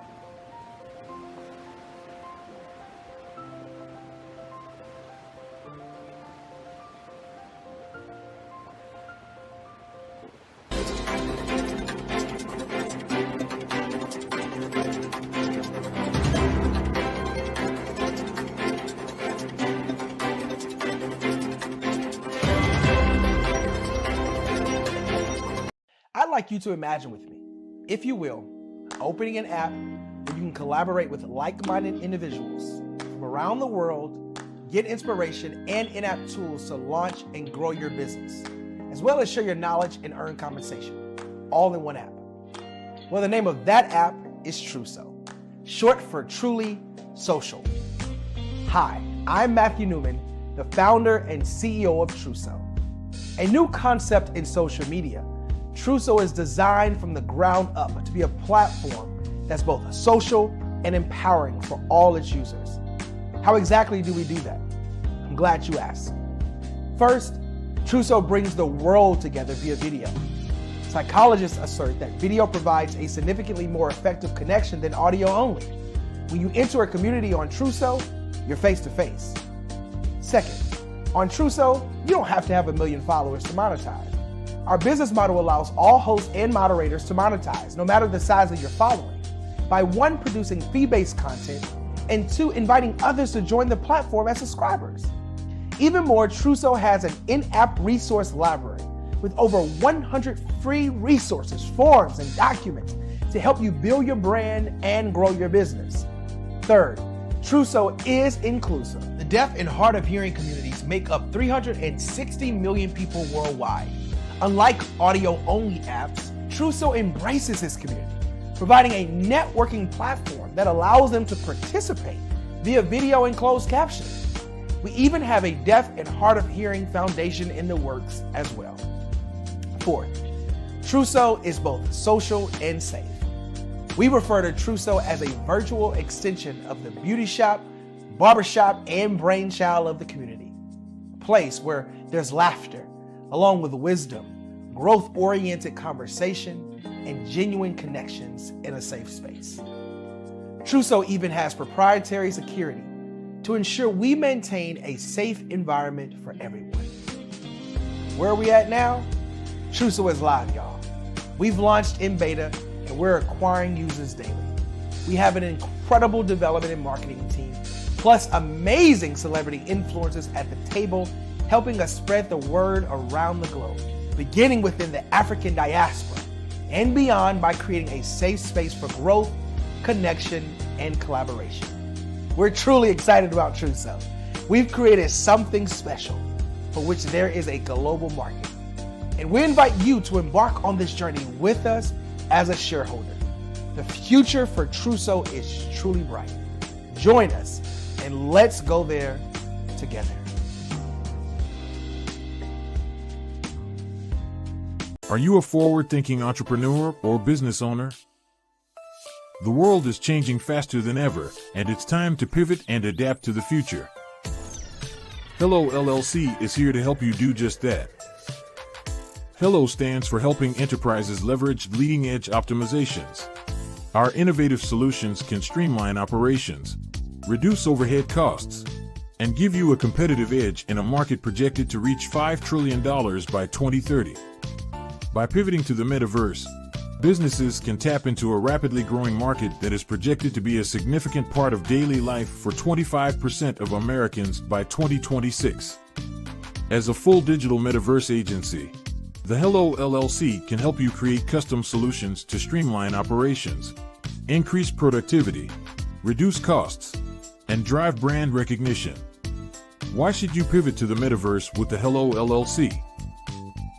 By leveraging cutting-edge technology, you can provide immersive experiences for your customers, expand your global reach, and unlock new revenue streams. Contact us today to make the pivot.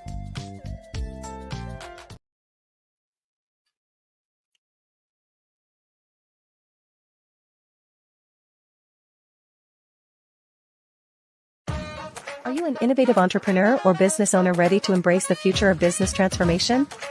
The world is evolving at an unprecedented pace, and it's crucial to adapt and pivot towards success in this dynamic landscape. At the Hello LLC, we are dedicated to guiding you through this transformative journey, offering a comprehensive suite of services that extend beyond the metaverse and 3D immersive experiences. Our mission is to empower businesses and brands by assisting them in building, branding, systemizing, and automating their operations. We specialize in steering businesses from a two-dimensional existence to a thriving three-dimensional presence, where opportunities abound. We help businesses harness the power of technology to work smarter, not harder, enabling them to operate efficiently and stay ahead of the curve. Our diverse range of services includes: Our Biz in a Box is a complete business solution package designed to jumpstart your entrepreneurial journey. From strategic planning to digital infrastructure, we've got you covered. Your one app, one tap solution. Our Motion Work AI videos transform your brand storytelling with our cutting-edge AI-driven video production, captivating your audience like never before. Our 3D VR environments will step you into the future of immersive experiences. With our custom 3D virtual reality environments that engage and captivate your customers. Lastly, in our Pivot membership program, we offer tailored guidance and support to either show you, teach you, or take care of the transformation process for you. According to a 2023 study by Fundera, a staggering 28% of small businesses in the United States do not have an online presence. This statistic underscores the importance of embracing digital transformation.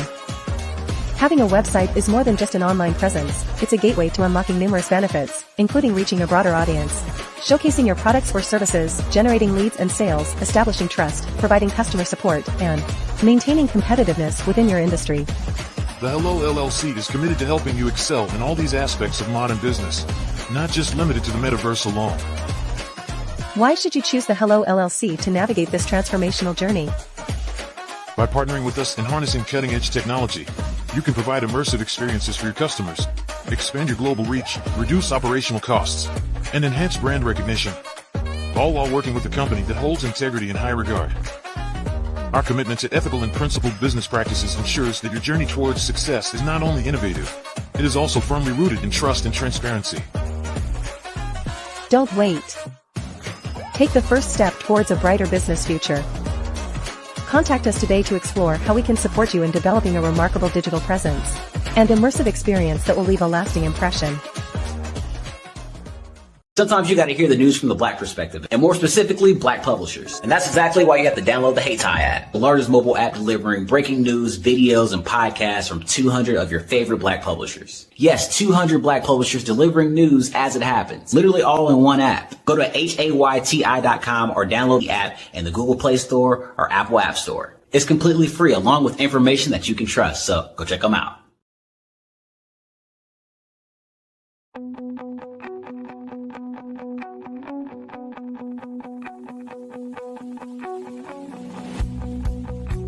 I am Black Business. From the moment I wake until the time I sleep. Yes, I am Black Business. I am Black Business. Tell me, are you Black Business? I am Black Business. Do you support Black businesses? Listen, I support Black business because I am Black Business. Black Business Expo. One of the largest business showcases in the history of Black business in the world. The world. Sign up today at www.blackbusinessexpousa.com or call 919-308-9090. I am Black Business.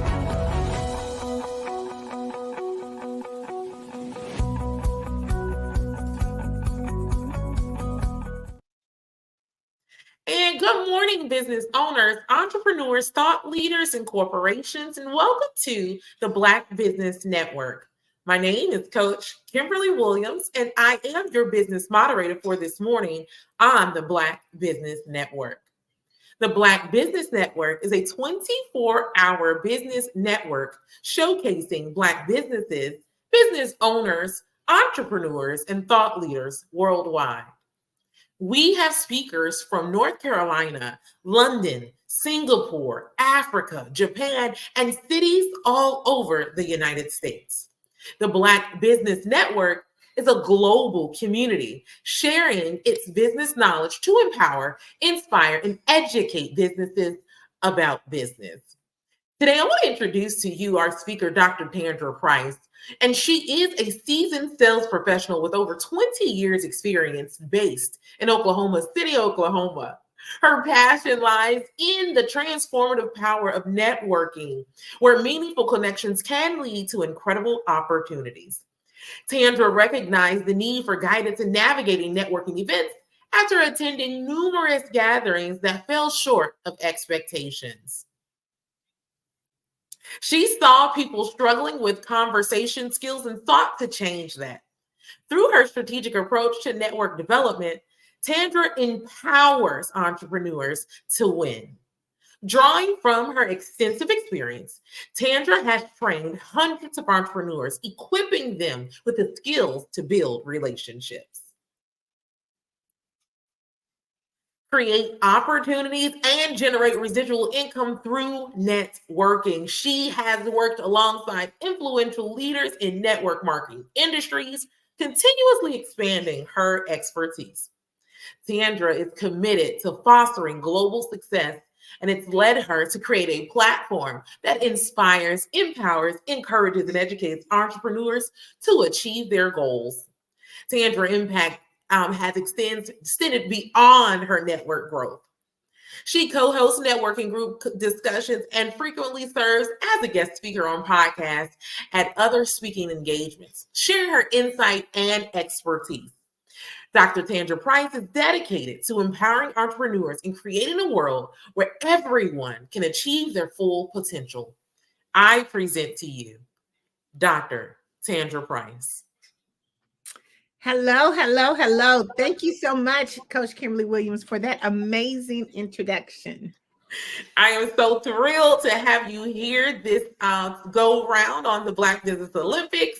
Genius is coming, and I will see you on the other side. Awesome. Thank you. Thank you so much. I am so excited to be here with you at the Black Business Network, really share my passion with you about mastering the art of communication.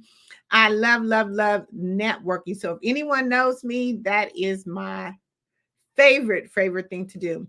So again, Dr. Kimberly Williams did an amazing introduction for me, but just a little bit more about who I am. I am a renowned international speaker. I'm an accomplished 3-time best-selling author. I am the founder and visionary of Tap In Magazine. It is a global recognized publication where we have over 500,000 plus online distributions, and we are in the UK. Tapped In Magazine solves the problem in helping entrepreneurs expand their network and broaden their audience and to generate more sales. I'm going to talk to you about 5 important key things on mastering the art of communication. We're going to talk about the best way to start a conversation. When is the best time to network? What is your plan when it comes to networking? And how do we incorporate this amazing free platform, which we call LinkedIn, into your conversation? And most importantly, lastly, how can Tapped In Magazine help you to be able to reach your goals? If you're not aware that there's approximately every 2 minutes, someone somewhere is engaging in a conversation. You probably didn't really realize that because we often look at It's something that it just happens automatically. It's something that happens every day, all day, whether it's in person, on television, on social media, someone is engaging in a conversation. It's really about how do I send this mass message that I'm trying to reach, and how do I make sure that it's clear and effective for someone to understand who I am, what I do, and how I can serve. The strategies that I'm going to share with you, I've personally used them myself. But I want to talk again about some of the platforms where a lot of this communication takes place, and we really are not looking at it as communication because, again, it's something that we just do automatically.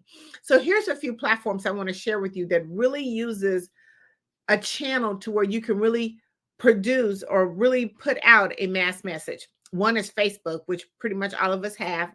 A lot of us have cell phones, via cell phones. We do video chat. Video chat is really popular platform to really get your message out there.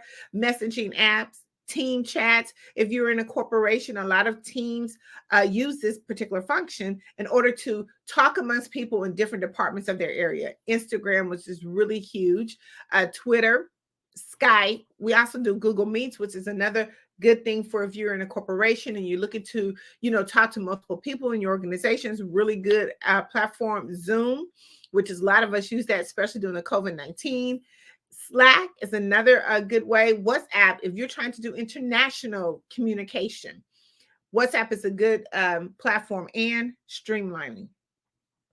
I say all that to say because when we're talking about communications, we always kind of think about, or mastering the art of communication, we're always thinking about, just the conversations that we're having in person. But no, again, because we have so many multiple platforms that we didn't have before, we are able to actually communicate more effectively, efficiently, and faster in today's world. I want to talk about, when we're talking about mastering the art of communication, I want to talk about communication is networking and networking is communication. I think we always kind of confuse it because really all of it is communication. But I think a lot of times we get confused with the terminology. When we say we're going networking, people tend to freeze up because they're like, oh my God, now I got to go into the space where there's multiple people that I'm uncomfortable with, or something that I have to do because, I'm in a corporate setting and I have to go out here and network. Or some people just dread networking. But really what they're doing is they're communicating, which is something that they do automatically. Anytime an individual shares information or their insight or their expertise, they are communicating and networking. See, if you're selling any type of products, if you're trying to tell a story, or even if you meet someone for the very first time, you have to start a conversation that's communicating.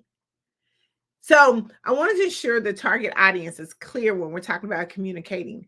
But I always get, as the networking ninja, I always get, how do I really start a conversation? I'm the type of person, I don't like talking to people, but I really don't know how to start a conversation. And if I had to talk to people, what do I really say? I'm going to give you 10 quick ways of how to start a conversation that's so easy that we do automatically. First thing we're going to do is we introduce ourselves. We're always introducing ourselves, especially when we meet someone for the first time. If you're in a setting environment, give a firm handshake, because naturally when you're in that environment, then it's more of a business relationship or more of a business communication that's going to happen. But just a simple introduce yourself. Hi, my name is Tandra. You meeting somebody for the very first time again. Hi, my name is Tandra. Real easy, nothing very complicated. The second strategy is always ask a question. See, asking question prompts an immediate response. A lot of times when you don't know what to say, you could talk about something that's really circulating in your environment, but you're just asking a question and it's going to prompt a response. And that's how a communication or conversation will start happening. The third one is ask for advice or opinion. Everyone loves to be so helpful. They love to give their advice or their opinion. So think about some things that you can talk about, that you can ask about their opinion. Or even if you're at a networking event, hey, is this your first time being here? Ask a question. Ask for their advice. How do you think about this? What have you been here before? What was your overall opinion of this person who hosted this? Always just ask for advice. So what do you think? Do you think you'd be here? Do you think you come back here again? Just get some information. The next fourth strategy, I always talk about the compliment. I have what they call a compliment circle, and we could talk about that later. But A compliment is always breaking the ice. Whenever you offer a genuine compliment to someone that you see, whether you're in a networking environment or if you're just out and about, whenever time you give a compliment, a genuine compliment, it always strikes up a conversation.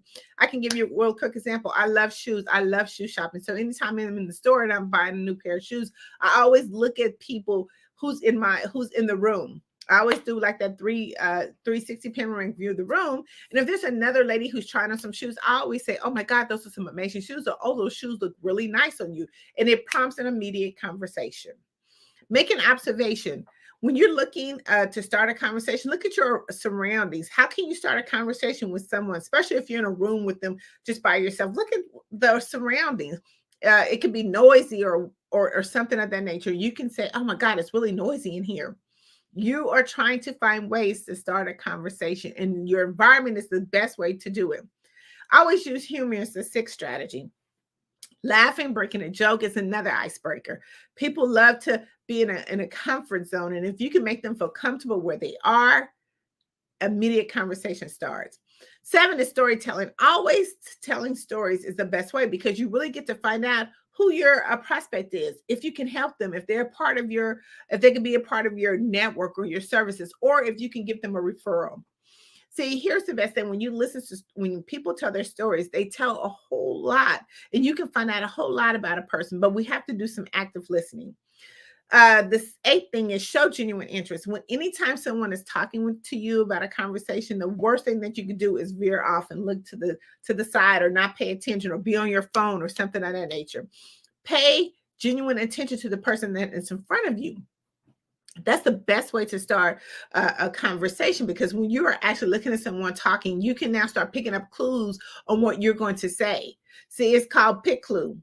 So when someone's talking to me, I'm always picking some clues, or I'm picking some nip tips on what they're saying, so I can then now repeat that back to them. And then it has a conversation, because a lot of times we're always talking and we don't really understand what we're saying until somebody else repeats it back to us. So we want to make sure that we're doing some genuine interest. Number 9 strategy is share your experience. Share your experience about maybe even attending that event, or share some business tips, experience. No selling, but just share some experience, some tips about, listen, you could say something of the fact that in my business, we've done X, Y, and Z, and some of the experiences that I have learned through this process. I mean, just a smooth, seamless process into the conversation. And 10, I always say current on the current topics, because that's another way to start conversation. People's always wanting to talk about what's going on in the world. How is that affecting my business? We want to stay on current topics anyway for our personal development in our business, because when our clients come to us, we want to make sure that we are aware of what's going on and how that's going to impact our business. So those 10 tips will really kind of help you start a conversation. They're really easy. They're something that we do automatically. Sometimes we don't even see that we're doing it. Another amazing way for those people who really don't like, talking, is just to smile. It's another way to prompt a conversation, because when you smile and you're looking at someone's automatically going to say, good morning, how are you? You didn't even have to do anything, but it's the best way to start a conversation. We can't really get caught up in, the word networking and conversation. Again, remember, it's all one, because you have to have a conversation in order to network. And in networking, you are having a conversation. You're simply having a conversation. So take those 10 strategies plus that bonus I gave you. Take those 10 strategies and just try to incorporate them in the next time that you're looking to have a conversation. Don't make it complicated. Don't overdo it. Just have a normal conversation that you would have on a daily basis. I also get often asked, when is the best time to network? Like, really, when is the best time to network? Right now. See, anytime that you get up in the morning and you start a conversation, you're networking. Remember, I'm going to repeatedly say this. Networking is conversation. Conversation is networking. So anytime that you have anything that you're trying to say, and especially right now, we have, I always tell our clients to do 10 things before 10, income producing activities. And when you're doing that particular strategy, you are now actually starting a conversation early in the morning. So that's the first thing. But that's when you start networking. When the minute you get up in the morning and you know that you have to start, soliciting prospects or talking to prospects, or having that conversation is when you start networking. You can do it at social gatherings, conferences, expos, business organizations, online platforms, before and after presentation, one-on-one meetings, in between sessions, regular industry meetings, just walking to the grocery store is networking, and it is the best time to do it right now. Never miss an opportunity when someone's walking by you. They always say, do the three, hold out your arm and do the three rule, the 3 steps in front of you is when you should be able to be networking with someone. Always networking. Right now, we should be networking and trying to meet 10 to 15 new people a day. If you actually talk to 10 to 15 people a day, that's over 300 leads in your pipeline that you can have by the end of the month, or 300 new people in your network that you could be constantly sending out information to. But here's the thing about it is mastering of communication, networking comes with so many benefits. And let me share just a few of those benefits with you. One of the benefits is it enhances your negotiation. See, when we're actually networking and we're communicating, it helps us to start negotiating our opportunities. We can now kind of get the feel and the rhythm of how we can now position our business in order to get the maximum from the person that we're talking to. Another benefit it talks about in what we're doing is trust building. See, over time, the more that you're communicating and networking and being out in the environment, you are building trust that you are here for the long haul. But people now can see you. They see you out everywhere. They see you talking. They see your message. They see your brand. You're building trust. Successful networking helps you to engage in others.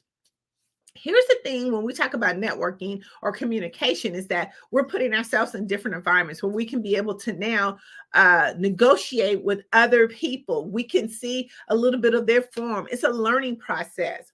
It gives you confidence too as well, because now you can see how other people talk, how other people engage. I mean, I don't know if you ever seen the movie Shark Tank. It's an awesome television show where they talk about negotiation and how they do it.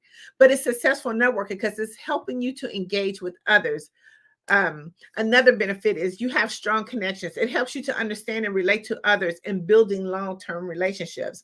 I can't say how much the power of communication and networking goes. I was just at a conference over the weekend, happened to meet a beautiful, beautiful lady, beautiful spirit that I have met her on a virtual network platform, and it was 6 years ago. But because we had that strong connection, I finally got to meet her in person. So it's nothing like being virtually now in person, but the longevity of the relationship came through communication and networking. It builds loyalty. So when you receive support from others, it helps you. It's a part of when you're networking and communication, people now and again know, like, and trust you. So you're building that support. You're being loyal to them. Some other benefits is that it helps you to increase your visibility. When we go to networking events or we're showing our brand across many different platforms, people now start to recognize who we are. Tapped In magazine is a global recognized publication because we have increased and enhanced and 10 times X our visibility to make sure that we're seen in the marketplace. And when you increase your visibility, it brings on so many opportunities. Again, when you're trying to put that mass message out to the community, it is communication, but it's also networking. Another benefit is collaboration. It leads to partnership. Mastering the art of communication leads to partnerships and joint ventures. It can help you expand your reach and offer new avenues that maybe sometimes you wouldn't be able to even offer, and to grow your business. You get access to resources. See, when we do this thing effectively and efficiently, it can give us so much information to help us be that one-stop shop for our clients. It gives you information, it gives you tools, it gives you introduction to individuals that you really would have never again met if you wouldn't expanding the part or trying to master the art of communication. It gives you brand awareness. I've been kind of talking about, our brand like Tapped In magazine, because we are so into the communication space, and we're trying to make sure that we maximize our effort, our brand comes along with it. Now, just because you have a brand, you are communicating. Your brand is the message. And you want to make sure that you are communicating and networking, or networking and communicating your brand. And that's a benefit when you actually master the art of communication. It gives you so much awareness. It gives you access to decision makers, those who are looking for your business. It's making your pitching ideas or discussion opportunities easier. See, when we're out there and we're networking and people know who we are, we've made the connections, the introduction becomes so easy. It's not like you have to go and do a lot of pitching or you have to do a lot of selling. It's now building relationships is what we're doing. It gives you industry trends. See, a lot of times we don't really know what's out there if we're not communicating, networking, or networking and communication. A lot of times if we don't do that, we don't know what's trending, because a lot of times we get a lot of information from other people. Yeah, we can always go to YouTube University, but in the same sense, I mean, if we're not staying according to our topics, knowing the current topics. But a lot of times do we get the inside trend? I went to an event, which was the Millionaire Conference, and I got to really see how millionaires think. They're futuristic. They're thinking way into the future. But if we're not actually in those spaces and communicating and starting conversations, we won't be able to get that information. And the last benefit is it's really about business growth. I mean, we have to continue to always be looking, how do we grow our business? How do we elevate? And we do that through communication, networking and communication. So if we're not opening this beautiful thing that God gave us on our face to really kind of put ourselves out there, there's no way that we're going to be able to elevate to the next level. I always like to talk about what's the plan. See, a lot of times when we get into the networking space or communication space, we never have a plan, especially if you're going to a networking event, whether it's virtually or in person. Please have a plan. I'm going to give you just some strategies that we use and our team use when we go about setting plans. We always set a goal. You want to have an objective. No matter what event you go to, you want to have an objective. What are you really going there for? What are you looking for? What are you seeking? Are you seeking new clients, partnerships? I mean, have a clear focus goal. Make sure that you do your research on any event that you go to. See, a lot of times we waste a lot of time because we really need to do the proper preparation before we get to the event. Make sure that you do the research. Make sure that you know who's there, who's hosting it, how long they've hosted it. Let's talk about how do we prepare our introduction.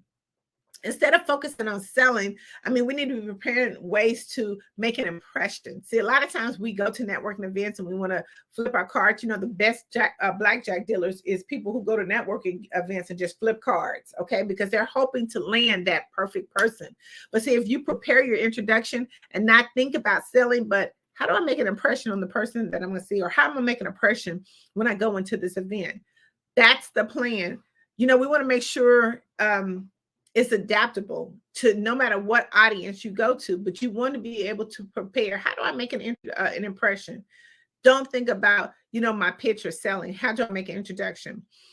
Another thing, when you go to an event, whether it's virtual or in person, make sure you have all the essentials that you need. Make sure your phone is charged up. Make sure that you have your scannable business card. Make sure that it is all up to date. Please don't go and think that you can go to a networking event and we don't circumvent. See, one thing before we go as a part of a preparation or getting our plan together is make sure that all of our links are working. Make sure that the phone number is clearly on there. Make sure my name is visible on there. Make sure if I have any new promotionals that I'm going to give out, make sure all that is updated, because now we can just do that scan card, and we want to make sure that they get immediate access to it. And we want to make sure that everything's up to date, because the last thing that they're going to do, they're not going to be looking for us. See, they're not going to be looking for us. If the information is not correct, when we actually put it out there, you can forget your prospect trying to find you, because they're not going to do it. They're going to say, listen, you are in a business setting. You are out here networking and prospecting your business. This is your brand. And we want to make sure that all of our information is correct, because if it's not, you can forget a prospect trying to go back and try to find that information and trying to look for you, because they're not going to do it. The next thing too, we want to do some active listening. I've talked about it a little bit in the previous conversation, but active listening shows genuine interest and ask some open-ended questions. When you're at a networking event, let's really maximize it. Ask questions that you're looking for. Don't make them related to a selling pitch, but ask questions of how you could, how this person can help you, or what do they have, what's unique about them, because you're looking for them ultimately maybe to be your client, or you're looking to give them clients. It's the best way to really connect with the relationship. Make sure when you go to an event to at least connect with 5 people. Do not go to a networking event and at least connect and walk out empty-handed, because you have wasted valuable time. Valuable time. I see so many people that go to networking events where they're at conferences and things of that nature. It could be a whole room of people, but you fail to go and introduce yourself or make 5 connections. So make sure that you're staging contact information. Next thing, you can join their Facebook group. Most of these conferences, networking events, and things of that nature, they have a Facebook group. Because see, they're wanting to start the community and the communication before people even get there. And the best way for you to be able to break the ice of where it won't be so awkward when you get there, if you start connecting with people in that Facebook group, then when you actually see them at the event, you can be like, oh, you know what? I'm glad to meet you. We've been exchanging some information, so now you already have a conversation going. So it's not awkward. You don't have to put on that pretend facade to say that you like being there when you really don't like being there, or you want to meet people because you have to, but you've already met them in the process. The last thing I want to talk about is a plan. Is do a follow-up process. Listen, things happen, life happen. Within 24 hours, you've forgotten about. So right then and there, when you're talking to a prospect, set up a chat conversation with them, a virtual or coffee conversation with them. Do it immediately. Hey, what does your schedule look like, Wednesday of next week? Love to kind of learn more a little bit about what you're doing. Is 9 o'clock, 10 o'clock good for you? And if you're doing some active listening, you can now kind of pinpoint how the conversation is going to go when you actually meet them. Real quickly, virtual, if you're doing virtual, listen, again, make sure that your setup is good. Make sure that there's no weird stuff behind you.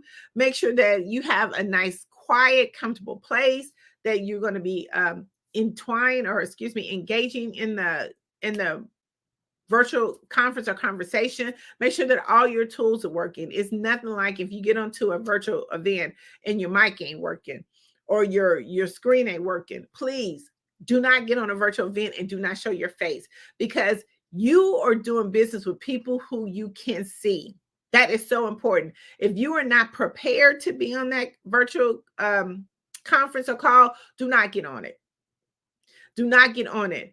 I teach all the time about the importance of interacting with someone, and I cannot interact with you if I'm looking at your screen. So make sure that you are on there. Again, make sure that you're taking notes. A lot of times we don't take notes, and then we think we're going to get the replay. No, take notes, because we can actually miss something. Note takers are money makers. I always say that. And I always speak up. Because it's important for people to see that you're in the room. Again, it is when we're thinking about what our plan is, make sure that you map it out. I have in my office a blue board, a blueprint. So when I go to a networking event, I'm going to hit these 5 things on my blueprint. So when I come back, I know exactly that I've been able to maximize my time at it, whether it's a virtual or whether it's an in-person event. Real quick, we're going to talk about, what type of networker are you? What kind of networker are you? Now, a lot of people, we don't really kind of think about this when we go into a networking event, but there's 8 different type of networkers.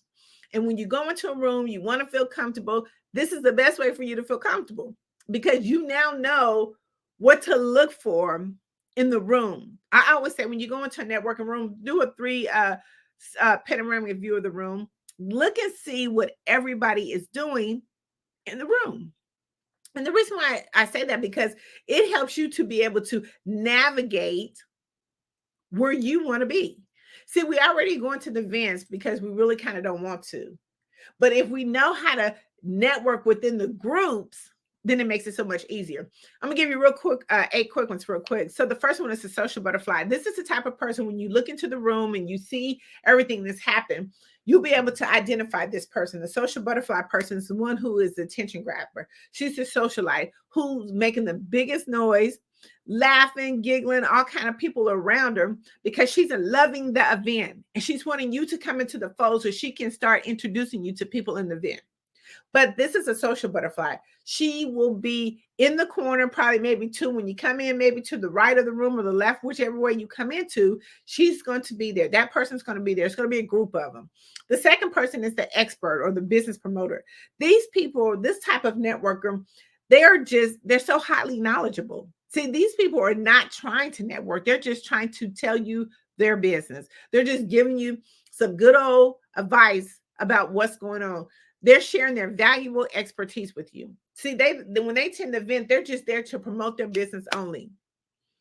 Just to promote their business only. It's like, if you're, and people tend to be around them because, see, it's kind of like if you had a Pinto versus a Lexus. You're going to go to the higher grade because these people, you're going to feel knows what they're doing. They've been in the industry. They've been in the business. And so these type of people are going to be suited down, very, nonchalant, maybe have a small drink in their hand, just very kosher people. The next one is I want to call the inquisitive minds. I want to say the FOMO, fear of missing out. These are the type of networkers that attend events to gather knowledge. They want to know what's going on, or we can call them our trendsetters. They want to know what's happening, what's the trendy things that's going on. How can I get a part of it? I mean, who's having the next event? Who's having the next party? I want to make sure that I'm a part of it. The fifth one is your buffet eaters. Some people just go to networking events to eat. That's it, and to show, hey, I've been here. I can tell my boss I've been here, but they just go to eat. Remember, I always say that the conversation starts at the end of the buffet line, not at the beginning. 6, you have your walker and connectors. These people are just they're walking around focusing on building relationship, connecting with people. They're primarily seeking out opportunities to introduce individuals. They're looking to make referrals. They're looking to build that resource database. And you'll just see them. They're casually walking around, just kind of looking. The next one is this is your 7th person. This is a digital networker. This person's probably going to be just sitting at the bar, leaning up against the wall. And only way that you're going to connect with them is on digital. Digitally, they're going to be on any social media platform. That's only where you're going to connect with them. That's the only way you're going to have a communication with them. So when you actually see this person, you'll be like, okay, what's your Instagram? What's your Facebook? What's your LinkedIn? Then the conversation starts. Then you have the last one is your ghost. I call these your goalies because they are on a mission to hit their goal. See, they're approaching networking events differently. They have a specific goal and a strategy. They are highly focused on achieving their goals, and they're looking just for networking tools. Their interaction is going to be very minimum because they know who they came to talk to because they did their research before. I want to jump into LinkedIn real quick because that's our 4th way. LinkedIn has over 810 million users. It's a free platform, but it's also overlooked. But the conversation actually starts in your profile. A lot of people don't look at it that way, but it's your profile. A lot of people get intimidated by LinkedIn because they don't know really how to use it. We do what we call a LinkedIn boot camp every Wednesday. We do an overview of how to maximize your LinkedIn in 90 minutes. So if you're looking to utilize this platform, which is a free platform, let's maximize all of your social media. And this is one that we're doing. Did I mention it was 810 million users, over 810 million users? So let's make sure that we kind of talk about how do we maximize our LinkedIn profile. One is going to be making sure that you have your picture, your banner to make sure that you're representing. Make sure you're highlighting. Your highlights are concise and clear, that it's really saying who you are, what you do, and how I can connect with you. We want to talk about your summary, like make your summary where people can feel inviting into your conversation. That's that know, like, and trust where we build it right there in that summary. Your experience, talk about, your accomplishments, how you helped people, how you've done things for people. Your skills should be something that people endorse, that they can say that, hey, you know what? I endorse her on networking. I endorse her on marketing or content creating.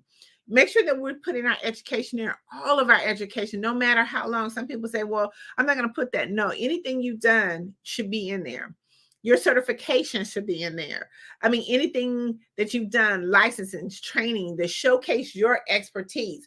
You are building a conversation because see, within LinkedIn, now they're trying to change their format. You could tell what's important and what they found from maybe doing over surveys, what's important. They've now kind of put the most important stuff at the top. So when we think about what's the conversation, where does the conversation begin? When we do it, when they do their SEOs and you wanting to make sure that you have specific keywords in there when your prospect is looking for you, they want to click on there and they want to be able to have that conversation. A lot of times we want to know, who are you?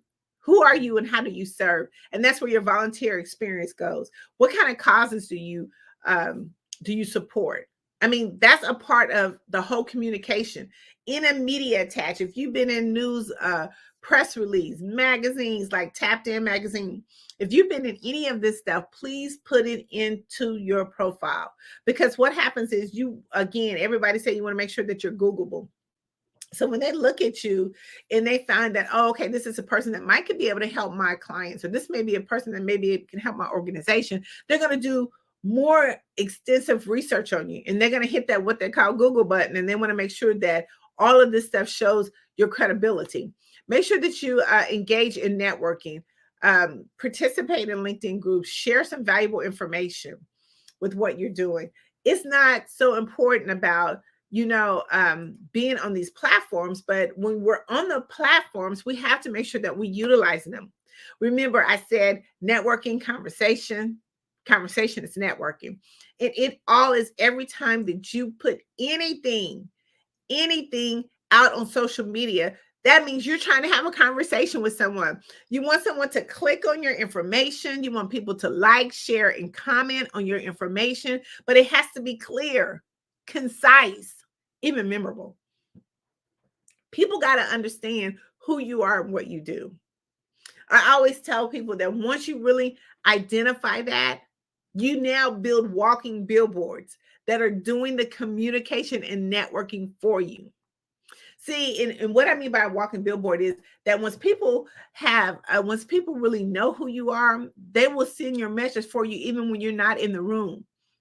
Let me say that again. They'll send your message for you when you're not even in the room.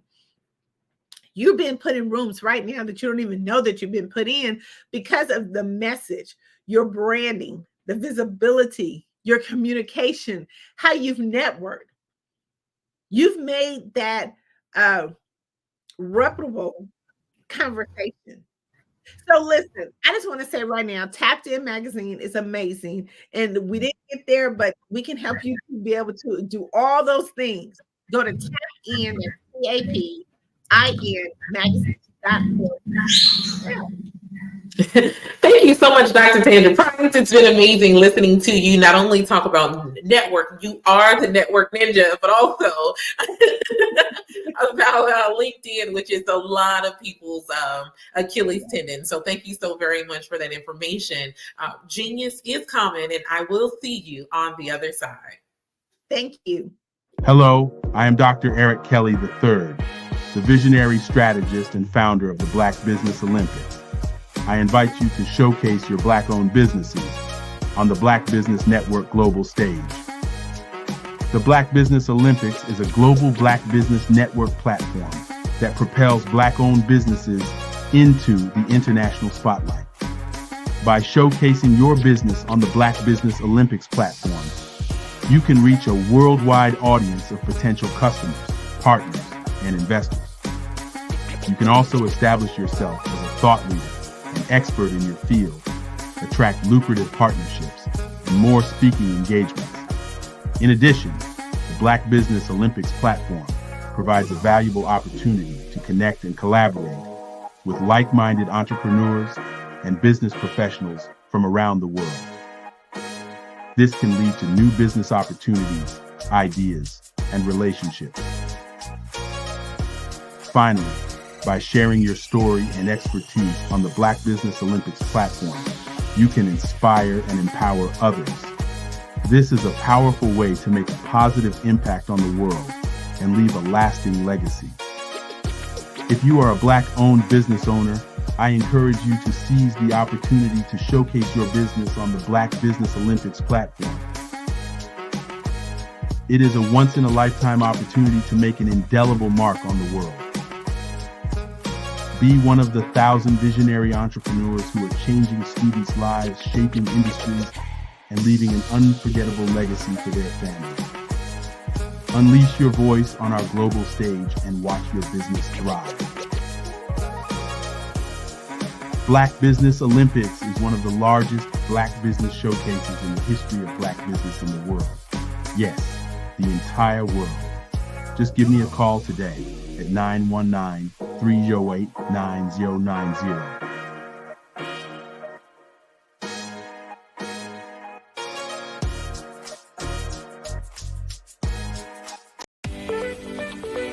You are in the right place at the right time. The Black Business Network opens again for its Black Business Olympics, a 24/7 broadcast on business, strategies, global branding, social media marketing, finance, advertisement, and much, much more. Featuring the top, most powerful entrepreneurs and speakers and thought leaders from all around the world as they gather together for this phenomenal event. Join the Black Business Network streaming live into the metaverse, STEM City, USA, Black Multiverse, Pod TV, Roku, Hulu, iHeartRadio, Apple TV, YouTube, TikTok, Instagram, Google Podcasts, Facebook, LinkedIn, IBM TV, Spotify, and Twitch. Tune in today and be a part of this amazing movement. The Black Business Olympics welcomes you.